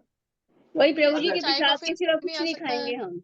ये सॉरी, कि प्रसाद के इसमें सिवा चाय हम कॉफी कुछ भी नहीं आ सकता है खाएंगे, ना ये शायद। तपस्या एक। नहीं वो तो दया में आ गया। तपस्या मतलब मैं रिलेट नहीं कर पा रहा हूँ, मतलब मैं बाद में प्रश्न का उत्तर दूं इसका। फाइन जी फाइन फाइन। ठीक है, हरे तो मैं यहाँ पे कृष्णा। विराम दे रहा हूँ। Thank you so much Prabhu ji, thank I you am so much. Receiving so many धन्यवाद प्रभु कॉल्स, जी। है Today ना। was a great day. Hare Krishna Was Prabhu a ji. great day for Hare us. Krishna धन्यवाद हरे प्रभु कृष्णा, जी। कृष्णा पूजा कृष्णा हरे नेक्स्ट जगत कॉल है क्या? प्रभुपाद की। हरे राम हरे राम, जय जय। हरे हरे कृष्णा कृष्णा हरे कृष्ण कृष्ण कृष्ण हरे